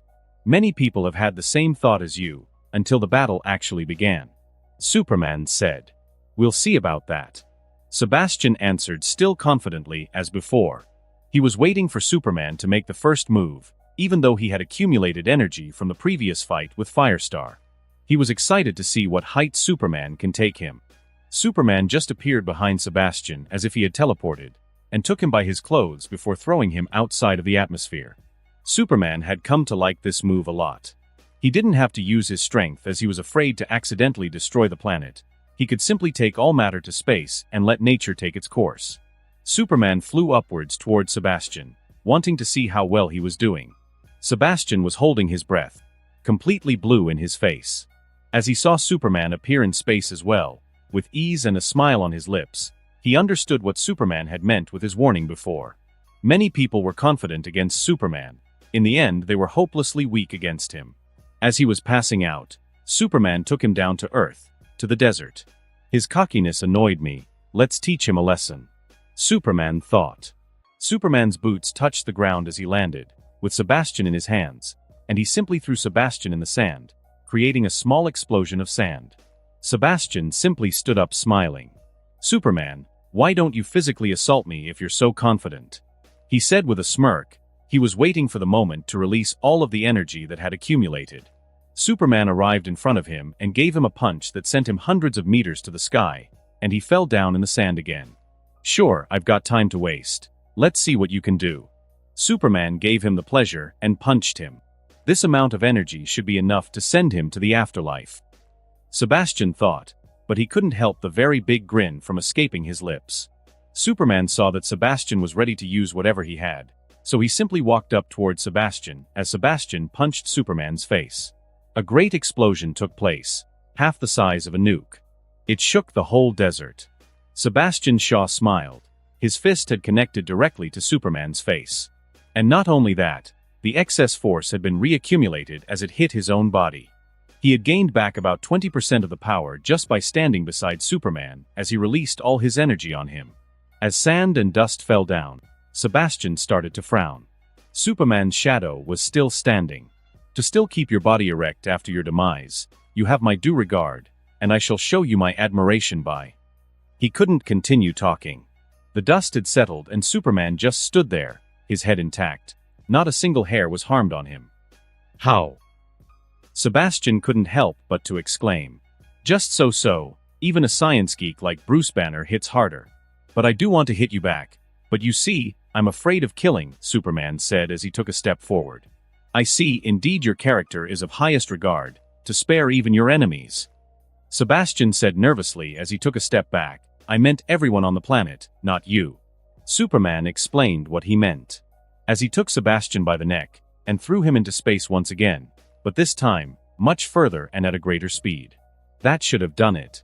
Superman flew back towards where Flameboy and Firestar were fighting. He had left them to fight on their own, on purpose, because he had seen the looks Johnny had given Firestar. "I might not need wings to fly, yet I'm the best wingman," Superman thought in self-appreciation. As he landed near them, he found both of them standing above a burnt skeleton. "Superman, he keeps regenerating. Any tips on how we can?" Johnny said as he dragged his finger across his throat. "Firestar, you said you were in X-Men, right? With your experience you should have some ideas?" Super said, allowing them to think for themselves. Superman had been doing this for 6 to 8 years by now, but Johnny was totally new to this and needed to figure out things on his own to grow as a better hero. "Actually, I was barely allowed to join on mission. This is the first time I'm fighting alone for real," she said kind of bashfully. "Since he is constantly regenerating, hurting him is a waste of time. Instead we should," Superman said, giving them a hint. "We hinder him from being able to fight." Johnny said, excited about the fact that he figured it out. "How?"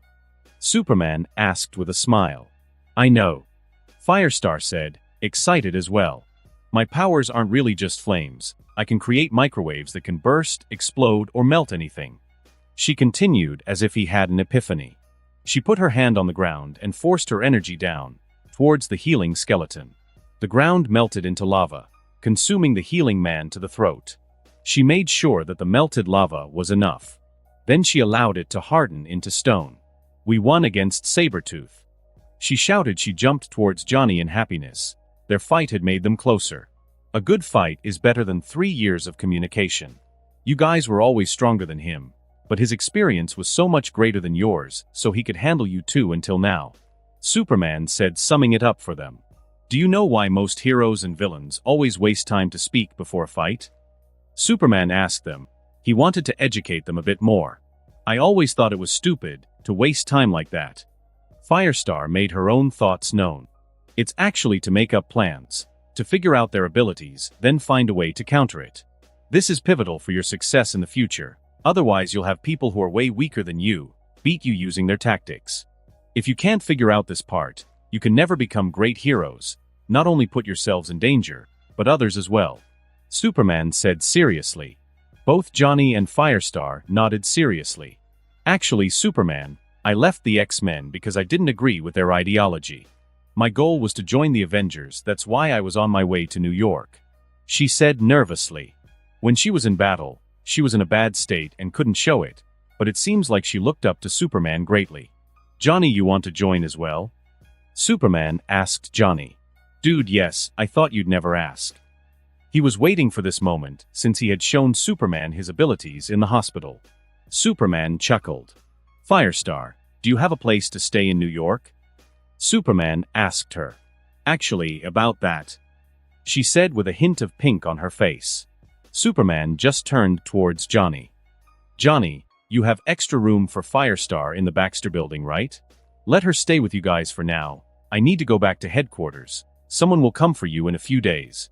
Superman said as he flew away, leaving those two to return on their own. Also ask the other 3 if they want to join. Superman said to Johnny.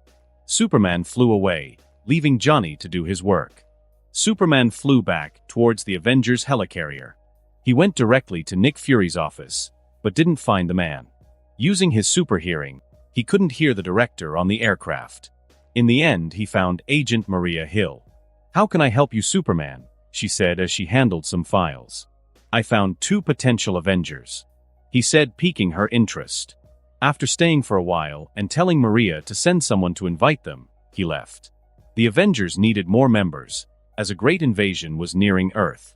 Superman had left the helicarrier, and just as he reached the shores he found Steve Rogers walking to what Superman assumed was his apartment.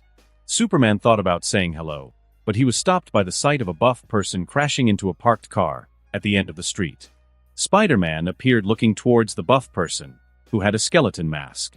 Spider-Man had fought this masked person through some streets now. He was way stronger than your average goon. The bigger you are, the harder you fall, Spider-Man said teasingly as he flexed his biceps, hinting at the buffness of the man that he had punched into a car. Spider-Man jumped down from the wall he was on. After dancing for so long, won't you tell me your name? Spider-Man said as he walked towards the masked man. I'm Crossbones, and I'll get you back for this, Spider-Man, he said in anger as he was defeated. Did you just threaten me? Spider-Man said in fear. Yes, and I'll make sure to hunt you down, Crossbones said fiercely. My weakness is threats from defeated enemies, Spider-Man shouted dramatically as he fell down in fear. Anything but threats, he said with terror in his voice, as he webbed up the mouth of Crossbones' mask. As Spider-Man webbed up Crossbones real good, he found one of Crossbones' guns laying near his feet. You know, Spider-Man said as he picked up the guns and started spinning it on his hand. I'm somewhat of a gunman myself, he said proudly. He did have some experience with guns and swords, and he was good at it if he could say so himself. Bang, the gun accidentally went off. Oh sure. Spider-Man got the spooks as he accidentally shot the gun. He turned around to make sure no one was hurt. He saw Captain America standing there with wide eyes, and Superman holding a bullet just a millimeter from the captain's forehead, both looking towards Spider-Man in aghast expressions. Sorry about that, Spider-Man said very nervously. You see, normally one would expect that the safety is on, but it wasn't, so technically it's his fault. Spider-Man said as he pointed towards the webbed-up goon. Seeing no response from them, Spider-Man just slowly put down the gun. "Hey, Crossbones, you did try to kill me. Shoot my head off, slay me and attack me.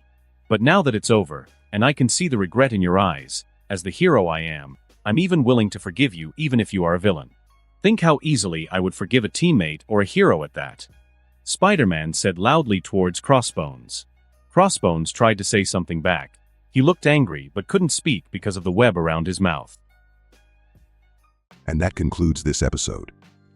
If you enjoyed it, I'd seriously love it if you guys could leave a like on the video, as it genuinely helps out so much, and it keeps me going, plus it takes only 1 second. That said, have a wonderful day. See you in the next one.